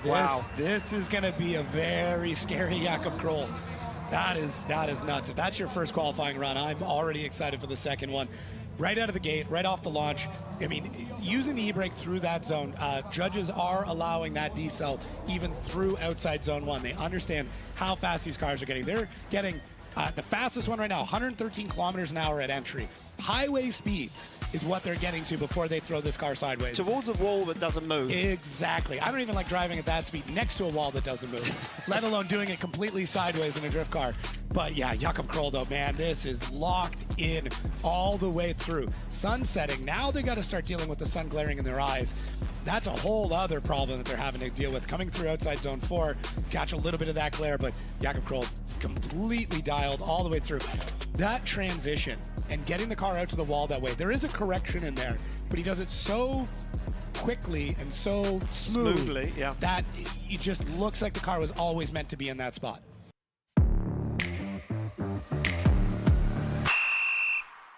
Janet, when's the... So, Jakob Kroll, I mean, great job, and yeah, I'm very excited to see what he's able to put out for the rest of this weekend. There we go, a 92.5, another 92.5 drops in to the scoreboard, puts him in second position. Is it just me or they're giving out those 90s like candy today? Kevin Pascoli from Hungary, BMW E92 LSX supercharged 1,020 horsepower. Not looking that good this weekend, if I may say myself, from my opinion. Yeah, I'm not feeling Kevin Pascoli's in the zone. We'll see right now as he comes off the line through the gears. BMW E92 screams down as he puts the car right up against the wall on the throttle nice and early. Kevin Pascoli going to prove me wrong right now and slam out a 98-point run as he puts the car onto the wall. Both of those outside zones. Pascoli into that zone nice and early. Flexes the carbon Kevlar on the back of this BMW as he now looks for outside zone 5, looks for the transition, gets it done perfectly as Pascoli absolutely proving me wrong. He's listening to every word I say across the line. Turns out the announcer's curse can work both ways. Yeah. Hey, I'm going to start doing that. When they're on the line? Opening the run, be like, yeah, they're going to drive terrible, and then they bust out something like that. That was a solid run there from Piscotti. Just right off the bat, everything looks good. Does have the one correction through outside zone 4. Hold on, I got to make a phone call. Where it just looked like he might have pulled himself into the wall just a little bit and has to get that car pushed a little bit right. I think it's right around here. There it is. Just looked like he would have kind of pushed into the wall just a bit, but Piscotti, great correction. Left foot braking through that. Looks really good. Maybe a touch more angle. I'm just being picky at this point because it's such a solid run. But yeah, I mean, Piscotti made you eat your words on that one. Hey, listen, if it works for everyone, I'll do it for every driver. You know, I'll take a side hustle. An 87.5. Judges not liking it as much as me and you, Jacob, that's for sure. And there we go, scores in. And our queen of the paddock is down in the paddock. It's Becky Evans with Mika Keski-Korpi. Yes, guys, I'm just having a little bit of a catch-up with some of our drivers before they head into their qualifying run. And Mika, I'm just looking at your car here, and I see you've made a bit of a modification. Your windows have been taken out. Can you tell us why that is? Yeah, actually, yesterday when we was driving, I can Mika Keski-Korpi. the temperature inside the car, and it was 60.4 yesterday, and I think that's quite too hot, even if I'm kind of used to the sauna in Finland, but still it's too hot. So. Yeah. That's why I decided to take the front windows away, and now it's a little bit better. 60.4, that's a brain cooker, absolutely. But let's talk about right now. I mean, the track temperatures are starting to lower, which means you're going to have a bit more grip out there. So how do you adjust your driving style to work with the conditions? Yeah, actually, yesterday's night practice was very good for us. We didn't know that the grip level actually goes so much more during the evening, because normally it's that if the track is warmer, then it's more grippier, but here it's opposite, and it's very different for us. And now I'm a little bit not that grip setup, so hopefully it will work for us. Brilliant, Mika. Well, good luck in your qualifying run. There you have it, guys. It's cooking out here. Thank you very much, Becky, and doing a good job as always. And yeah, again, proven wrong. When it gets cooler in Germany, it gets grippier. Does it make sense? No, I mean, but hey, you know, there we go. David Spossop sits on the line from Poland. Nissan Silvia S15 2JZ 950 horsepower. Fan favourite car. Looks like a Japanese street car, but drives like a pro car. Look at this big initiation from Spossop as he fires that car down into that first outside zone. Little stall up there, little check up now onto the foot brake as he opens up the throttle, stands on it as he puts the back end towards the wall, doesn't want to scratch that glorious purple paint on the side or the back bumper of that S15 as he now works his way around outside zone 4. Spossop slows that car down, now lets it go, uncoils it as he fires into outside zone 5, looks for 6 and a nice line. Final outside zone coming up. Oh, and a little check-up. Avoids the wall and across the line. So much wheel speed through that run. Yeah. Just a ton of smoke being fired out. And, yeah, for Spossop, just solid. It's going to be a long night of us talking real big about these drivers because of how high the bar is all the way through. There's going to be so many incredible runs throughout this entire thing, and what it's going to come down to are the drivers that are as close to perfection, and those are the ones that are going to end up topping qualifying. When it's just all these outside zones, when it's all these, you know, basically small sections other than outside zone 4, the drivers really can start to dial things in and get that line figured out. The track is designed incredibly well to allow for this. Spasa just demonstrating that. Look at just kissing the wall. That's what the judges. I think that was the exact word. Was kissing the wall. Kissing the wall. Yeah. Yeah. All the way through these zones for Spasa. I mean, for a good chunk of them, that's exactly what he was doing. So it's going to be the difference though between a good chunk of them kissing the wall and kissing the wall the entire way around the track. That is the difference between somebody who's going to be maybe high 80s, maybe 90, and somebody who's 98, 99. Maybe 100? Do you think we'll see 100?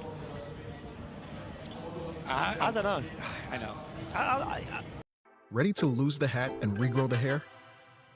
With Choose by Hims, you can regain your hair and your confidence. Our chews are powered by clinically proven ingredients. The judges are not fans of handing out 100s. They're not, no. I know. I get it. I get it. There we go, an 86.5 drops in, and David Clash has come over the radio and said to me, too much left foot braking, so that's something to take into consideration. We've been talking about the left foot braking, now that's another factor. Too much left foot braking is deducting the guys on points. Right, here we go, back on the line. It's going to be the one and only Japanese legend, Nakamura sits on line. It's incredible. Yuki Nakamura, let's go. Comes off the line, flicks it left to right. Nice initiation for Nakamura. Flames are up from the back of the GR86 as he stands on the front. Left foot brake once again. That's something to be considered right now that me and Jacob were thinking was maybe a good thing to do for these guys, but obviously not. Nice little dab of the handbrake, sets himself up for outside zone 4 as he stands on the accelerator. You can see the tail lights shining off the wall now as the sun sets in Germany. Back on the throttle once again in outside zone 6 and 7 coming up as he puts it right to the edge of the circuit and across the line. Well, really, I left foot brake is a correction. It is really, but showing you're not in the correct spot. But we'll keep that in mind as we continue to push through this broadcast. But for Nakamura, to me, this is a track that he's very well suited for. If anything, he'd probably want to just throw even more angle through a lot of it. But you can see there, I mean, those are the corrections. That left foot brake, you can see how that car is adjusting and how it's slowing down. So the judge is talking about, hey, left foot braking, it's going to slow the car. It's not going to throw as much angle at the car, or it's showing that you are correcting for that angle. For Nakamura, I think he is holding things back here. I'd like to see him just go full fling all the way at it, big snappy transitions. So maybe it's that little bit of strategy of throwing something decent on the board, hoping it gets you in the show or close to the show, and then be able to throw something bigger on your second run. Not sure, though. No. My Japanese is a little bit rusty, so I don't know if I can ask him. Yeah, and by rusty, I mean non-existent. Yeah, I was going to say. The last time I asked you to get some sushi from him, you said I can't say a word. Here we go, an 83 drops in for Nakamura, and judges not liking it. And now we're starting to learn what the judges are looking at, what their eyes are cast on. And I say most of this is left foot braking, positioning the car. There's a lot to go in. We said this at the beginning of the broadcast. This is going to be very, very tight on scoring. The judges are looking for finer details. Benedictus Cherba from Vilnius, BMW 92 2JZ, 850 horsepower, big, fast initiation, flicks the tailgate up as Cherba stands on the foot brake, looks out the side window for the wall, tries to find those outside zones. Another little tag off the wall for Benedictus Cherba as he now gets into outside zone 4. Dabs the foot brake, looking, working the foot brake, pushing the back end in towards the wall, but not on it consistently. As Cherba goes for that outside zone 5, picks up 6, looks for the final outside zone. Cherba right to the edge of the circuit and across the line. Yeah, aggressive. Just I had a feeling. Driver. I mean, the Lithuanian really setting everything on the map. That's Cherba for you. Bro's insane. Insane driver. Who's just pushing the pace, and my fans loving it. A packed house here. It's going to be even busier tomorrow. I have no idea where people are going to sit, but look at this. As we come through, you can see some of those adjustments with the wheel, what he's doing. So comes off a little bit and has to make a correction with that left foot brake once again. And in that shot actually really shows how much it does slow the car down and how that affects the pace of the vehicle. But for Cherba, what he wants to do and what he's trying to do through this entire run is completely destroy the back end of the car. That seems to be what he's aiming for. Grind off that wrap, grind off any paint, any filler, anything that's left back there, and hopefully it's just a bit of bar scraped down at the very end of it. And for Cherba, gets it through a lot of those zones, maybe not through all of them, but as we now know after chatting with the judges, they are very much scrutinizing that left foot brake, and that's something that you can all watch for at home. Well, there we go, an 85.5 drops in for Benedictus Cherba, the Lithuanian. will be happy with his first qualifying run, that's for sure. We go back on the line to Mika Keskikorpi from Finland, sorry. BMW F22 Eurofire S58 underneath the bonnet, 900 horsepower. Opting for the red-orange tint on the visor this weekend. Yeah, interesting flex. As he comes off the line, the young man doing good things in Drift Masters in the 2025 season. New car, same chassis as 2024, but redefined and fine-tuned what he did before, and now looking very, very good. As Mika Keskikorpi, look at that, what a line into outside zone 4, as he now opens up the throttle, puts the back end where it needs to be, flicks the car across the circuit, just touches the wall as Mika Keskikorpi goes for those outside zones, and this Finnish driver is on an absolute flyer. Yeah, and we keep talking about left braking, but using it very sparingly through that run. Just small adjustments. Exactly, small adjustments. Really was holding on to it for a He long was just throttle clutch, and then he started tapping the left foot brake a little bit here and there to get a little bit more of the angle and just slightly adjust the car a little bit. I will let you think about that a little bit more. There's a lot of Finnish guys with some strong mullets. It's just, okay. But for classic hairstyles, Mika Keskikorpi, I definitely think takes it home. Outside zone 4 looks really good. A little bit of wobbling there on that front wheel. That's interesting. Definitely be checking that out with his team. But any of those left foot brakes, they're very short. You can see it. Just quick little dab at the left foot brake. They're not holding on. He's not holding on to it at any point. And that, if you're going to have to use it, that is a much better way to use it. Great run. Great driver, amazing personality. And a really nice young guy. If you come to these events, he is a driver that will continue to talk to you until you decide to leave the pits. Great guy. Well, there we go, and it proves it. 93.5. Let's go, Mika! Keskikorpi gets himself right up there in the order and takes first place at the moment. And that young Finnish driver. Hi, where are you? Hey, I can't make it. I have a board meeting. Getting stronger and stronger at Drift Masters, and I can see a future champion in there with that glorious hair. We go back onto the line to Jason Benet, the man from France, from Lyon, and Subaru BRZ2 JZ underneath the bonnet, 950 horsepower. A pick, a favourite pick of mine for 2025. Hasn't really made a move in the championship, but is his rookie year here at Drift Masters. What can he do here, though, in Germany as he fires down that 950 horsepower 2JZ, starts to sing, but he's a little shallow on those outside zones as Benet now using the foot brake to work his way into the zones, keeping it off the wall, maybe not flirting with too much danger on the first qualifying run as Jason Benet flicks the car for outside zone 5 and once again sacrificing the little line, keeping the back end safe and away from the walls and gets the job done across the line. This is going to be the struggle for a lot of these 8.6s, the Supra, all of the cars that don't have a lot of overhang in the rear, is you really have to commit to all these. When we get in, there's a few other cars here with a big old back end where they're going to have a slight advantage with that.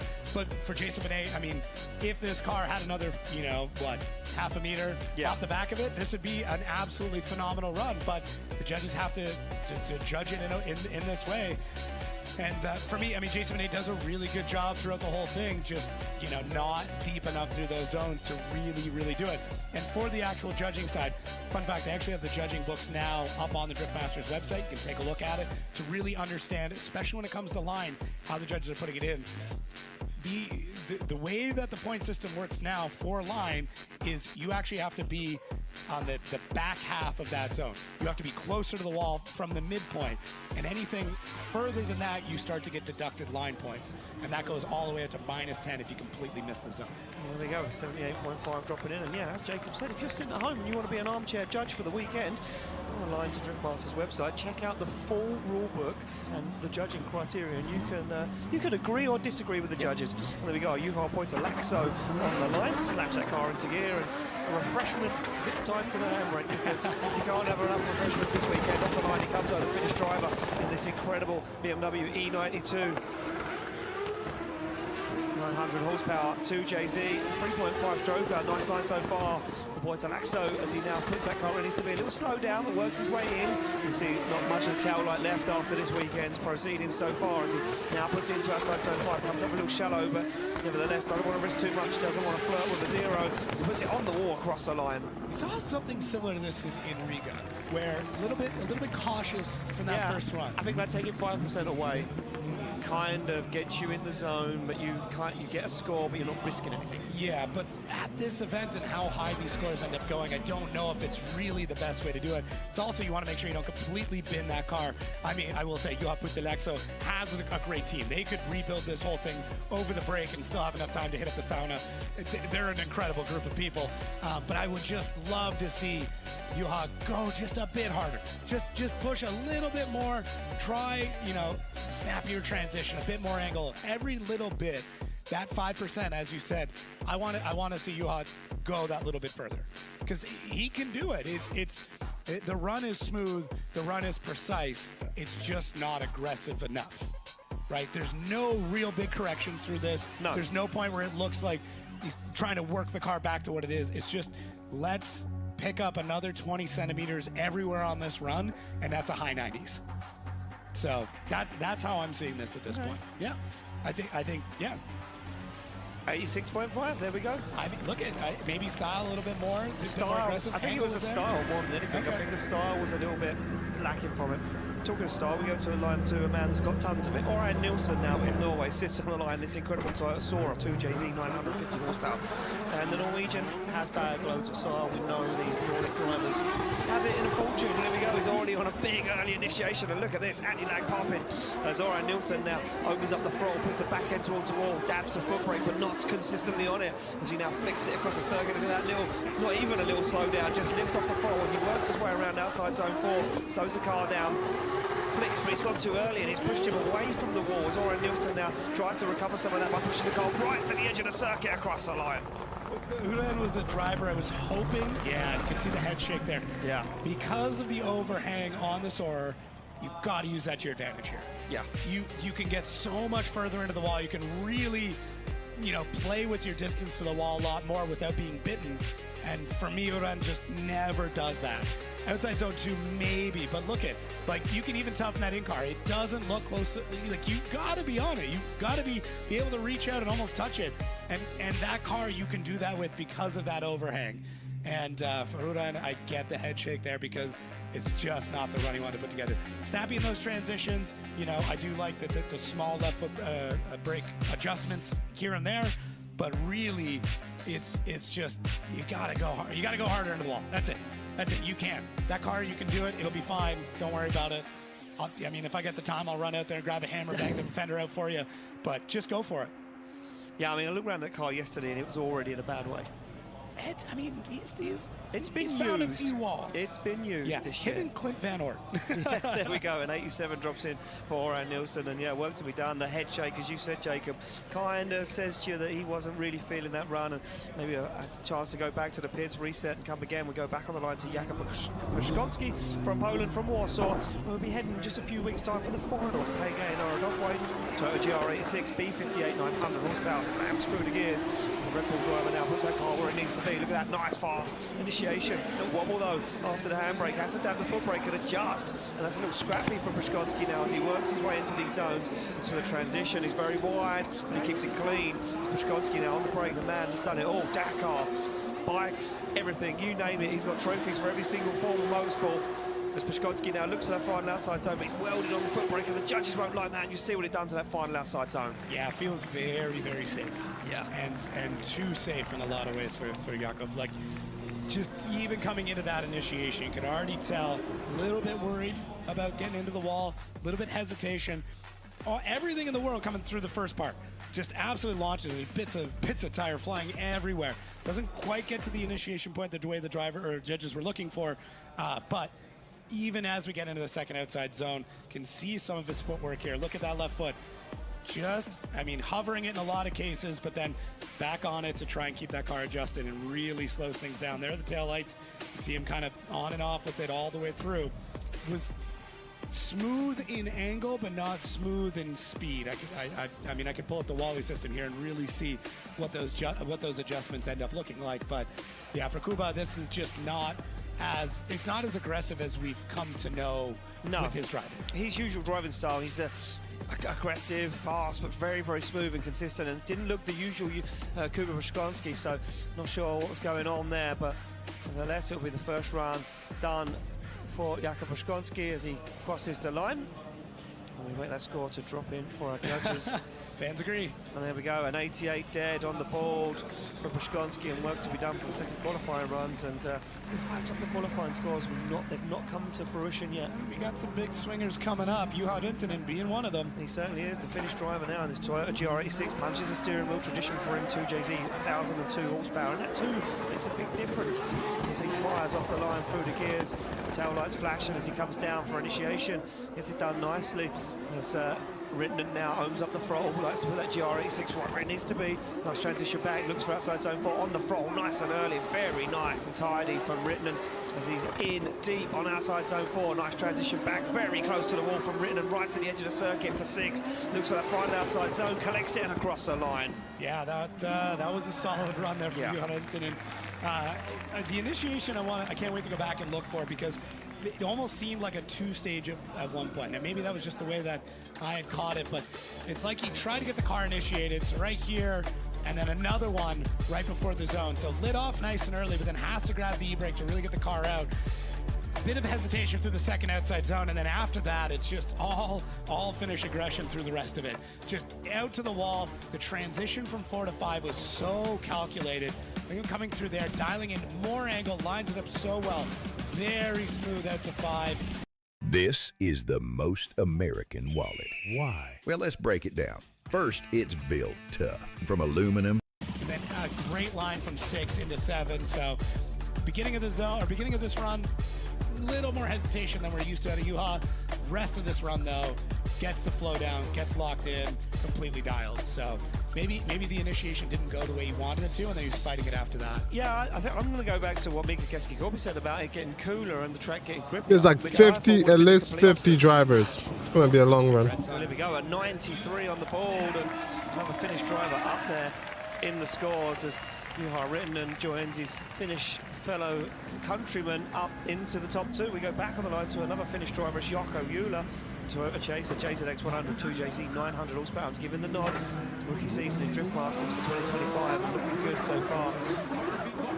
Chaser Drift team come off the lines, he fires through the gears, a beautiful JZX 100, puts it down, big angle, big speed, and a very big car, plenty of room to get onto the wall. Jarkko Juula now fouls to get there, and he's going to lose outside zone 3, and this is very uncharacteristic, and he shut it down. Something's wrong, yeah. As soon as he came off the line, something felt wrong. Man, that's a tough. There's another, I mean, this is the driver with probably the most overhang from the rear. Yeah. So the most to be able to use in this run, but even at the run up, it didn't quite seem right. Let's see. As we go through here, yeah, just right there. Yeah, if something something kind happens, of wobbled, it shut down, maybe a broken drive shaft, or I was thinking even like a boost pipe or something like that. Something even like cooler that. Pipe. Well, the judges just come over the headset to me, Jacob, and said they were looking forward to his runs because he was the best in practice. Wow. Maybe not the best in qualifying, that's for sure. No, not yet. Anyway, hey. Ooh, I know. I'm getting ahead of myself. Well, we made it official. It is going to be a 0 for Jarkko Juula. Unfortunately, work to be done for that team. They'll be back up there trying to work it out. We'll go back on the line to this young man from the Czech Republic. He's Marko Zakaril. In BMW F22 M2, but now with a Volkswagen 2-litre turbo. I'm a massive fan of this. Huge. If you hadn't worked it out, massive fan. We got to poke around a little bit too, so we got to get very nerdy about how that engine's built, and it is incredible what they've done. Yeah, detuned it this weekend to 650 horsepower, 700 newton meters of torque, and says it's absolutely perfect, and he's been ripping all weekend. What can he do right now as the Czech driver fires down, goes for that nice wide initiation, tries to put the car where it needs to be. Judge is not looking too impressed so far, and you can see why. It's come up short on outside zone 3, fires now into outside zone 4, puts a back bumper where it needs to be. This young man was in the final 4 many moons ago here in Germany and unable to replicate that so far.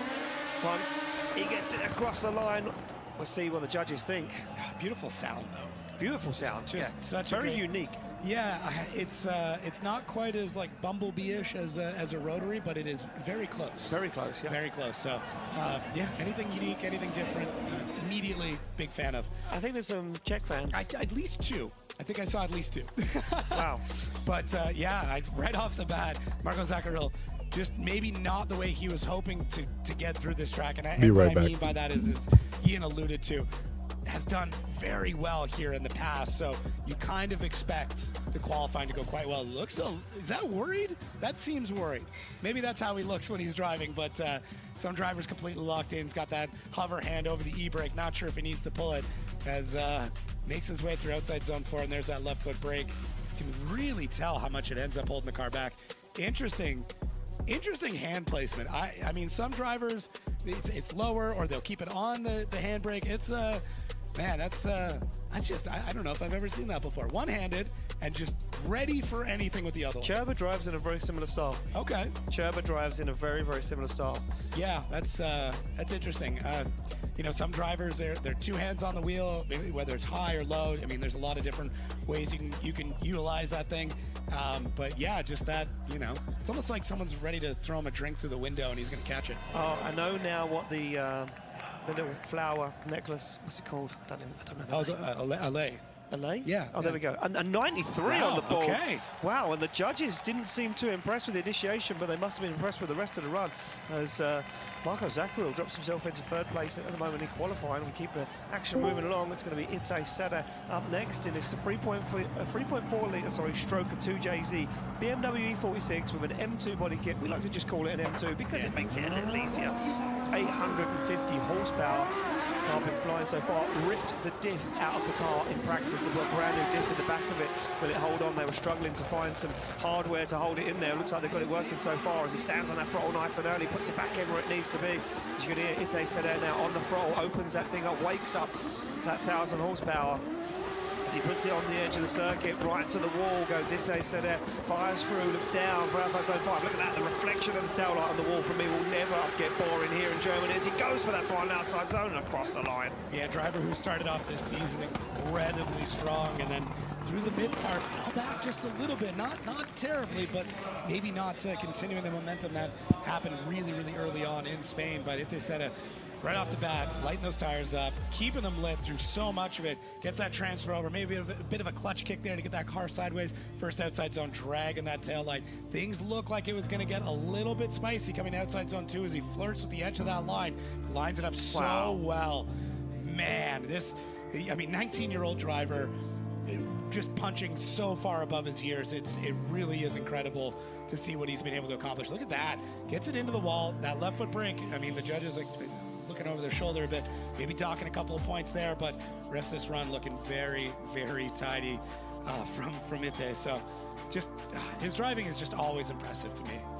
Yeah, certainly is. Such good talent. Third year in the series of Drift Masters Grand Prix, and Itay Seda looking stronger and stronger every year, and kicked off the season, as you said, Jacob, with a really, you know, nice way to start anyone's season. A 91.5 on the ball for Itay Seda as the heavy hitters now start to pull those scores back in and start to prove what they've got. We go back on the start line to Connor Falvey, the young man from Cork in Ireland, Nissan Silvia S15 full carbon Kevlar 2JZ 950 horsepower. The Drift Games driver steps up to the plate, the 2024 Rookie of the Year. What can he do this season?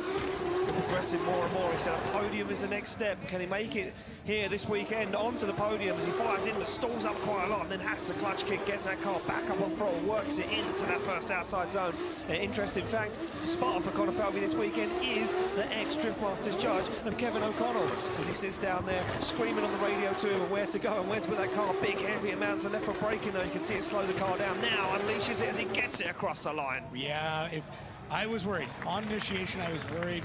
But man, Connor Falvey just never shook at any point. Comes back on it with all the confidence in the world, even though the initiation just didn't really settle the way that he hoped it would. Look, it came in with a ton of speed, 103 kilometers an hour coming into that zone, so a ton of it. And then you can see that front wheel working. Using the throttle with a ton of wheel speed, gets that car kind of floating out and then just steers it all the way through. Maybe not as much left foot brake as we see out of a lot of other drivers, but does such a good job of using every tool. Yeah, trendsetter, whoa, league of my own, it don't get better. No, read what I wrote, I'm a bestseller. Looking clean, my boy. Want to take your gaming to the cosmic level? This must-have Alienware gaming gear is otherworldly. The Alienware 16X Aurora gaming laptop delivers the essentials: striking a perfect balance between performance and portability, all in a sleek, compact design. The Alienware 18 Area 51 gaming laptop shines bright too, offering the ultimate gaming experience. It's engineered for maximum power, but keeps it cool with the newly designed cryo chamber structure. To be able to get through the run and make the adjustments maybe a little bit less noticeable. So I was fixing the microphone on. Sit and listen to the broadcast. There is a bit of a benefit to qualifying a little bit later on too. You can see what everybody else is doing. You can see the mistakes they make, maybe listening for some notes. And to me, I mean, if we know an ex-Drift Masters judge, Kevin's going to be using everything he possibly can. Well, I'm going to say that Kevin O'Connell knows what the judges want. Yeah, I believe he had a hand in the rule book too. So I mean, he knows a few things. He knows a few tricks, a few yeah. things. And I mean, what a better man to have on your side. Well, didn't do him any favours in the first qualifying run, an 89.5, and the fan in me said that was a higher qualifying run. But hey, we're not judges, we're just drift fans like everyone else, like you guys watching at home. Paweł Korpolinski from Poland, from Warsaw, sits on the line. The 30-year-old driver, 2JZ 900 horsepower, Cecilia S14 comes off the line, very reserved, very consistent, been on the podium 2 times here in Germany before. Can he do it once again? A super consistent driver, always a pleasure to watch drift here in Germany and everywhere else around Europe. And look at this, flexes to back end, pops the tail light out of the car, as now Paweł Korpolinski gets himself into outside zone 4, very fast so far as Korpolinski, absolutely beautiful on the outside zone, looks for 5, gets nice and close but not too close for danger as he flicks the back end towards the wall. One last outside zone to go, and Korpolinski, job done. If you have never watched him drive, I'll tell you right now, he is one of the most impressive line drivers that we have here. Ever, yeah. He is so technical and so precise, and the only thing that holds him back from being the best qualifier is that little bit of style, that little bit of angle. That's always where he ends up losing at a few points, but as the season has gone on, Korpolinski, a bit more style, a little bit more freedom, you know, get a little crazy in there, get a little wild, throw in some extra angle. It's really good to see. He still needs a bit more, because look at just absolutely solid, completely clinical run when it comes to the line score, and but flirting with a little bit more style, a little bit more angle here and there, which is what you need to do. This is not, you know, line carries a lot of weight, but it is not everything. You talk to drivers about chasing him, though, they're all very happy to chase Korpolinski because you know it's going to be absolutely solid. And there it is. 94 on the board. Korpolinski tops qualifying at the moment. And Korpolinski came out swinging this weekend. Let's go, Laurie. Start to arrive now as we're well Korpolinski just did great. Let's go, Laurie Heinen. Laurie Heinen, the 2024 and defending champion.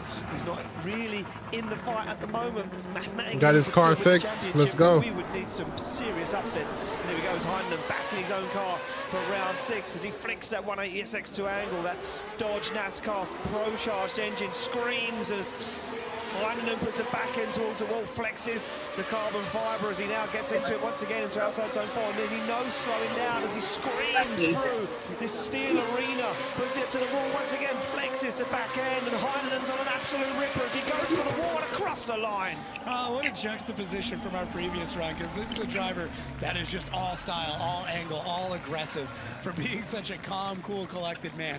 When he is behind the wheel, he is just scary, just a complete beast of a driver. And for Lowry, this is solid. He's back to form. As long as everything is operating for him, as long as he's not having to jump into somebody else's car, he is so dangerous. I love how far forward he keeps his seat. It's just this very tight driver position, and those eyes, man. It just every time. Oh, they're scary. They're aggressive. It looks like he's like trying to hunt you down every time he is driving. That could just be a T-shirt right there. Just the eyes. You know what his nickname is, right? What's his nickname? The Undertaker. Oh, I believe it. Oh man, I believe it. Oh, for Lowry, this is right back to form. This is, this is it. Look. No, one for you. This one for you, right? And one for Grandpa already, right? Good to see him back in that car as well. No, and you can. has on the team. No, this is great. I mean, hey, here's the thing though. what is great He's for confused. us I told him to may go not get you always be one. great for the judges, though. For one for him and one for you. Well, here we go. 93 Yeah, that's fine. called dead for Laurie Heinen, and yeah, a good score, but loses out. Look at that. Where is it? Oh, it's a little bit on line. Yeah, a little too deep. A little too deep. A little too deep. The judge is saying. Well, here we go. Back on My son got confused because they're like, oh, you got this. round 2, sorry, in Spain. And the turbo underneath the bonnet, BMW E46, 900 horsepower. Had a little incident with the wall yesterday, but says he's feeling confident today. He's cool, calm and collected, greeting his fans earlier in the paddock as he now fires through outside zone 2, looks for outside zone 3, and Randall opens up the front, looks that car on the track, and it's almost full dark outside right now. The sun completely Hold on, sets in sorry, Germany. give me 1 Randall second. stares out the side window, flicks that car towards the wall, and it's very clinical for Oliver Randall. No, I think it's almost like how y'all got it. Goes final outside zone and across the line. This is where we get to be very, Upstairs, very upstairs, critical basement when it comes to downstairs. the commentary, Mom. especially with the judges. We've seen a whole bunch of runs as we go through. We know where the scoring is Oh, kind yeah. of sitting, and really, these judges are just demanding perfection Kept in all that of shit these 2 zones. seconds. So I You've got to just be as close to the wall as you possibly can if you're going to be up there into the 90s. You've got to have that car at a solid amount of angle, especially through outside zone 4, if you want to be up in the 90s. And all of these transitions have to be fast, snappy, and whip over if you want to be up into the 90s. I don't know if Oliver Randall was able to do that. It is a really good run. It's there, but just little pieces. I'm going to stop you right now. All right. Do you know what I think? I think a really good run isn't going to get you far this weekend. No, I agree. Hold on, what? It's Still on the Be heat? exceptional. Exactly. It's got to be lost in the sauce. for some of these drivers once in a lifetime. That's what's going to be. See how we hot. See how we. Yeah, you left it all on track, but Exactly. let's see how close we were. Well, here we go, the Estonian flags waving, and I said we've got it all bases covered this weekend. Yeah. We've got fans from around the whole globe here this weekend cheering on these Canadians. drivers. We've got Canadians. Yes, sir. I know. You've got friends. I do have friends. It's so great. Hey, if you conceal carry and you want to do so comfortably, you're probably going to be interested in this, the brand new Nimbus Gray Vanish holster. Well, here we go, the Estonian fans ready to get the score. It drops in, it's going to be an 88.5, and yeah, you're right, Jacob. It was good, but it wasn't exceptional. I would, if that was my run, I'd be calling everybody I know, be like, watch me drive. But A lot of people don't have basketball in Might not be enough. like Here we go. The championship man that rings. topped qualifying in 2023, the last time the Drift Masters was in Torani Kavir comes off the line. Let's go, Kavir! Hell yeah! Battle, run by run. What can he do right now as he puts that 180 SX, that V8 flexes to back end on the throttle nice and early. Look at Kavir go. The Norwegian not messing around. Back on form. Some serious work put in from the team in Riga. And now they're back on form, back into the zone. And Kavir looks back, absolutely glued to the wall once again. Kavir putting on a masterclass right here in Germany. He said he loves this track and he goes to prove it as he puts it across the line. Just one of the best drivers to watch, because you don't know what's going to happen with Kavir. He's either going to lay something down that you're going to be like, it's going to make the highlight reel every time, or he's going to absolutely bin the car, or the engine's going to blow out of the hood. You have no idea what's going to happen with the Tony Kavir. But what you do know is that it's going to be awesome. It's going to be exciting in some way. And yeah, Kavir, they're going to think. I've lost of how many 93-point run? That felt like a... already 4 drivers now at 93 interesting. at least. Kevin Passeur now. That really felt like a first place run right there. 26 years old, BMW M2 M50 turbo, 1,000 horsepower. He has been the fastest man around this track so far this weekend. What can he do right now in qualifying where it all counts?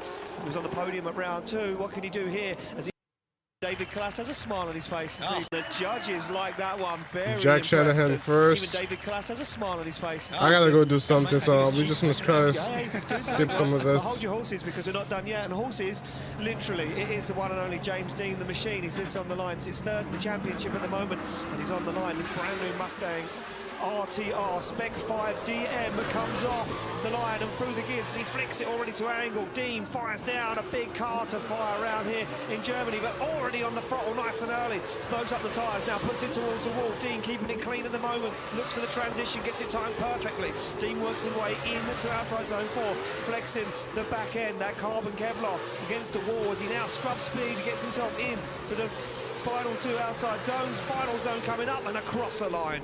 anything that's not perfect for James Dean seems out of sorts. Yeah. I will say, incredible run. Outside zone 4, though, it looked like he struggled a bit. A very shallow angle. Yeah, and that's... I don't like to criticise anyone. I very much don't like to criticize him.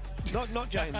Not any driver. Not any driver, but just anybody who's as decorated as he is, it's tough. Initiation looks great, very stable through 1, very stable through 2. The way that they set this car up, you do see that left foot brake dragging throughout, but the car loves to weight transfer around. And then I think this is 4, so let's watch a bit of this in-car and see. Yeah, you can see the left foot brake working. You can see him coming in and out of throttle, just really trying to get that car settled through 4. There's 5, there's 6, and you can see just how much he is working back and forth throughout this car. So maybe we'll see a little bit of a setup change once he gets back out to it. But on the outside, you blind yourself to what's going on and just see how the car flows through the zones. He does collect a lot of these zones. The line was really, really solid, but yeah, maybe a few spots where he can clean up some things. Yeah, just watching it back there, just seeing maybe where James dropped some points and where the score to drop in. There we go, a 93 on the board. Fifth place. Very, very good score. Okay. James Dean, but not top of the qualifying at the moment. And judges saying that it's a mistake coming into outside zone 4 and not fulfilling some of the other zones completely. So there we go. And we go back on the start line to this young man, Connor Shanahan, the 2023 Drift Masters champion. Slams the door closed. This Toyota GTA 62 JZ 950 horsepower, spins the wheels off the line straight away, slams through the gears, very focused. Connor Shanahan this weekend, haven't really had a chance to speak to him. He's been in the zone and on the track as he now gets himself into it, puts the back end of that Red Bull GTA 6 right where it needs to be. And it's a very nice line so far from Shanahan. Little dab of the handbrake now into outside zone 4. Beautiful, but a little tag upsets the car a little bit. Has to work to get himself back into it as he comes down for outside zone 5. Beautiful line from Shanahan in 6, goes for 7, and look at this, is textbook from Shanahan across the line. Oh man, other than that, listen, the wall tap was great.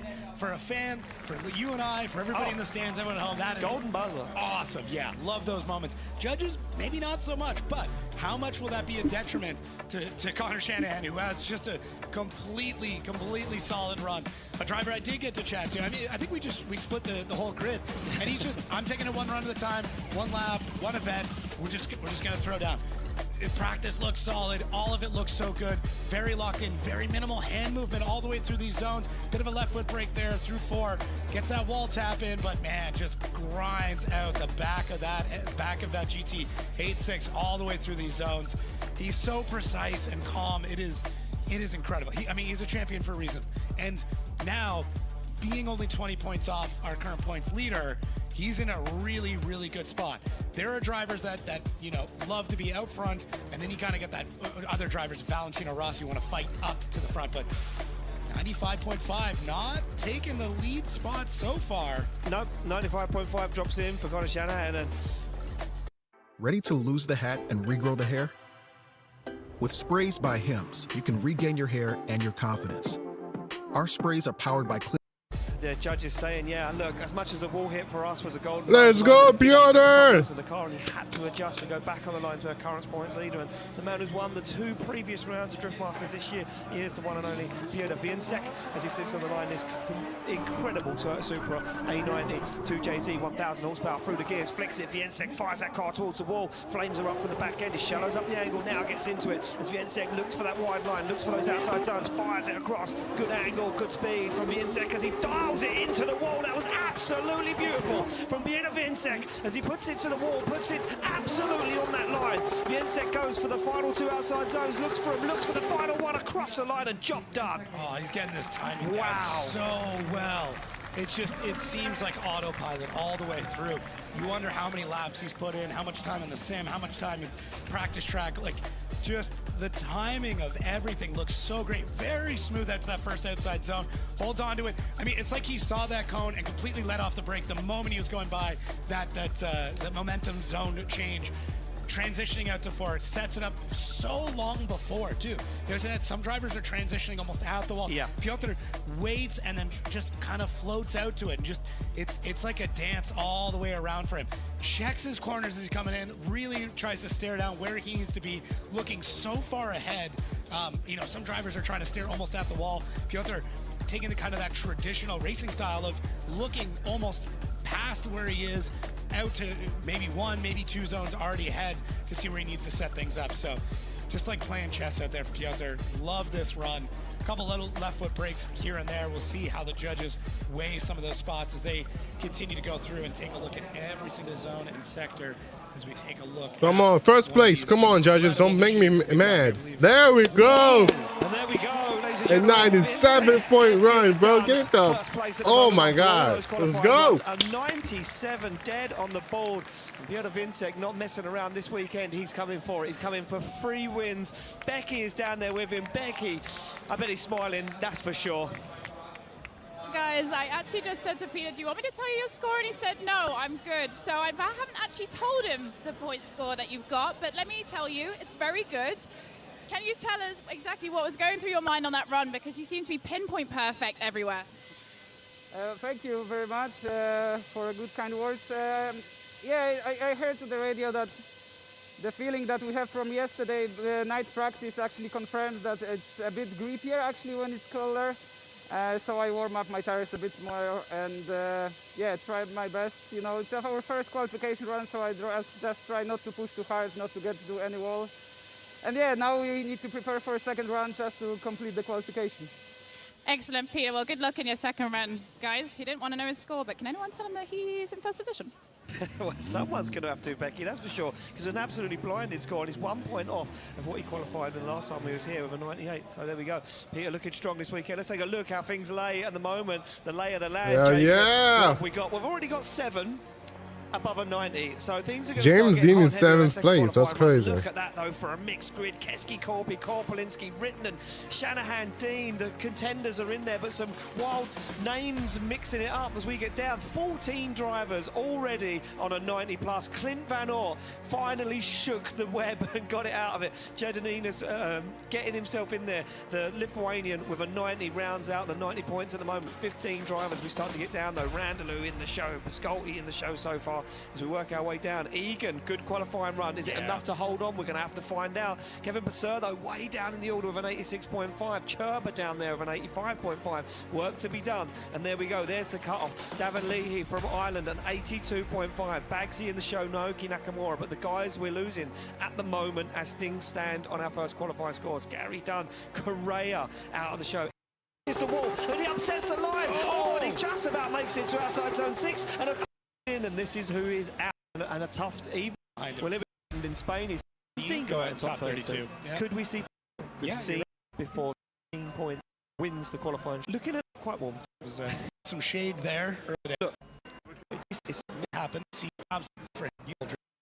it certainly is. Yeah. Look, to be. This isn't just another wallet ad. This is the wallet I carry every day. Okay, don't hit that skip button. Let me just explain. He doesn't have to pull off that awesome Korpolinski. Fine Korpolinski, his abilities have come to fruition. It's going to slide right for Jack Shanahan. And there we go. He's down. It's I think that the win. Amazing for me to be in the qualifying showdown finally. It's my first with the final. You've they are uniquely right. Top 5 is just again. I want to look at where everyone's sitting. Right. What I want to do is break this down into 4. So you guys at home probably look at this as 2 16s either side. We break it down into quarters. Look at the quarter that Peter has. Look at the contenders that he has to face off. So the first battle, Fionn Roche. Yeah. Okay. But also in that quarter, Jakub Brzezinski. Yeah. Fellow Polishman, incredible driver. Ite Sada. Yeah. It's Fionn. Yeah.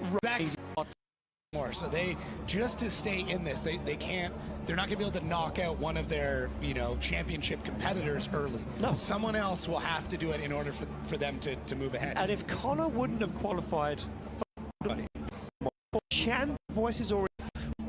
this is... Because... Just think about that. Let's say it's been done before. Let's say hypothetically all 4 of our top 4 make it into the top 4. Then the championship fight in Poland is on. Yeah, every battle from here on out. Every qualifying run, every battle, everything counts in Poland. Yeah. Certainly is. Yeah. Tate.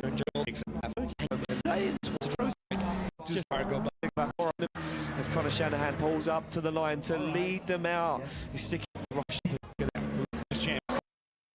Connor, and it holds off Jack. Now Jack starts to apply the pressure as Connor goes is shaken as he almost makes contact in outside zone 4. They go wheel to wheel, and they go for the transition. It didn't even make sense. Jack nearly pulling the whole front end of the car as he buries the wheel into the door across the line. Equal machinery, equal upbringing, equal train. Everything is equal between these two, and that will always make for one of the best battles we're ever going to see. This is wild. Jack Shanahan in the chase tried to have more angle on initiation than the lead car did.